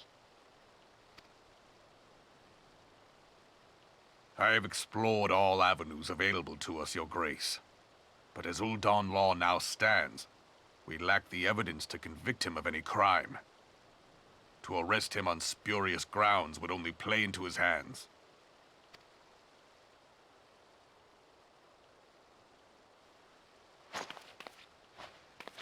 He has all but committed treason, and yet we can do nothing?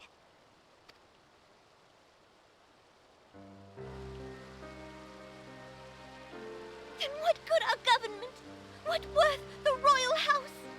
How deplorable this mockery of justice! Well, you need evidence.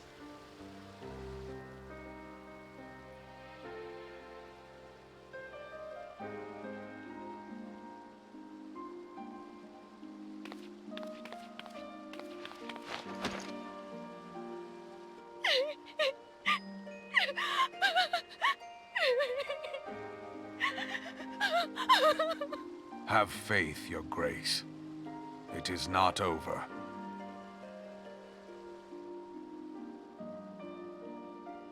You just need to find evidence. That's how justice works.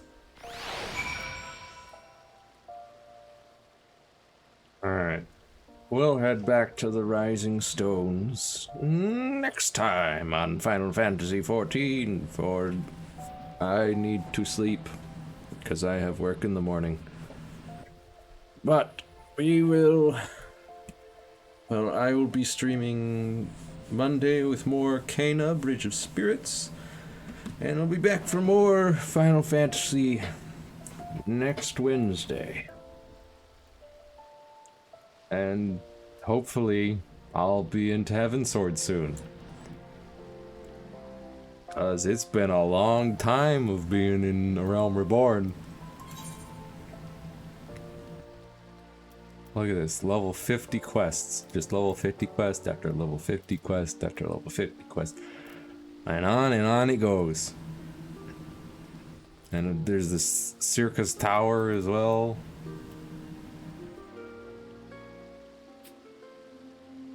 Tisk. Feels like A Realm Reborn will never end. I mean, it feels like I'm in this, like, in-between of main game and the DLC, but also it just keeps meandering along slowly, taking little tiny half-step after half-step towards the next part of the story.